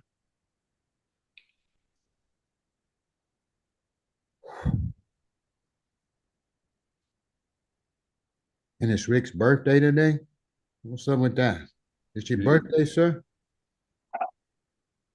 Yes, sir, it is. That's why I was saying this is the best gift. I didn't want to say birthday gift and put it out there, but I was saying this, if God was to give me something, what he's given me today is much, it's better than any gift I can ever get. Just the gift of knowledge. And even with listening to that AI statement, man, I'm just full today. Happy birthday, man. Happy birthday again. Yeah, I join in with that, Rick. I join in with everything that's been said about you, Rick. It's an inspiration to hear your voice, and just praying to God that you will understand that we here with you, man. This is a community that we stick together. So thank you. And Amen. once again, Amen. happy birthday, my brother. Amen. And I feel it. Rick, what I'm gonna do is I'm gonna request that Brother Will Credit sing happy birthday. Request is denied. I got to go to only the light of my limited. Now, Rabbi say, I can't go that far. I've been under the teaching too long to be tricked. See, bro, Fred, he said he was having a good birthday. He was having a good birthday. I said, there you go.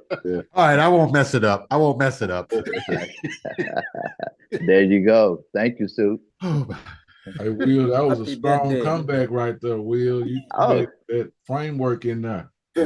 Yeah. Oh boy. The teaching that I'm under now, it's hard to mess with me. I've been every day I've been being transformed. And so he said can't go beyond the limit of his light. I like the limit of his light. Can't. Yeah, good. Good stuff. Well, pray us out. You can at least pray like you sing. So pray us out, man. Can I make a couple of announcements, please? Yes, sir. Yes, sir. Okay, remember everybody, if you're going to come to the retreat, September 11 through 13 in Louisiana, Columbia, Louisiana, and we put the address out there so you could Google it and see how far you are away. Please get your name and how many into Miss Zena so we can go ahead and know how many people are coming and start assigning rooms and stuff like that. And also, I want to make you men aware of a retreat that we're doing at Kids Across America Camp called MOAC. MOAC stands for Men of All Colors, Men of All Colors. And many of us will be there participating in that. And it's April 23rd through the 26th. And there'll be a lot of seasoned disciple makers there. There'll be new disciples there, people who are looking at the process. And we'll be doing some work at the camp in the daytime and just helping them get ready. But then in the evenings, mornings and evenings, we'll be chopping through the word. Jim Douglas will be our resident teacher for that weekend. And we have small group breakouts with people leading it like KUC, Dr. Fred, Rick Barnes. I think real quick, I think I got you in one. And they'll be leading small group breakouts just to introduce young men more and more to disciple making. So hope you can make that and come and be a part of that. It's a great weekend. Dr. Fred, you've been there before, right? You've been to Moab. Just give a little testimony word. It's a gathering that where men come and we, like Mr. Campbell said, we do some work during the day. I was there with Cheney, and we did some carpentry work and we built some things during the day. And then in the evening, we all came together and we had small groups where we broke off and we shared testimonials and disciple making concepts. And then we would have dinner in the evening. And it's just a great time to get together with people of different ethnic backgrounds and cultures, and to come together centered around Christ and disciple making. So it's a great gathering. Mm-hmm. And then Rick Barnes does Catfish Friday, and you don't want to miss that, man. And Dr. Fred, you get in there with him on that because you're pretty good at that catfish too. So I need you to partner up with Rick Barnes, give him a call and work with him on that. And Catfish Friday is one of the highlights of our time there. So thank you, Pastor, for letting me make that announcement. And it's men only. So just let you know that.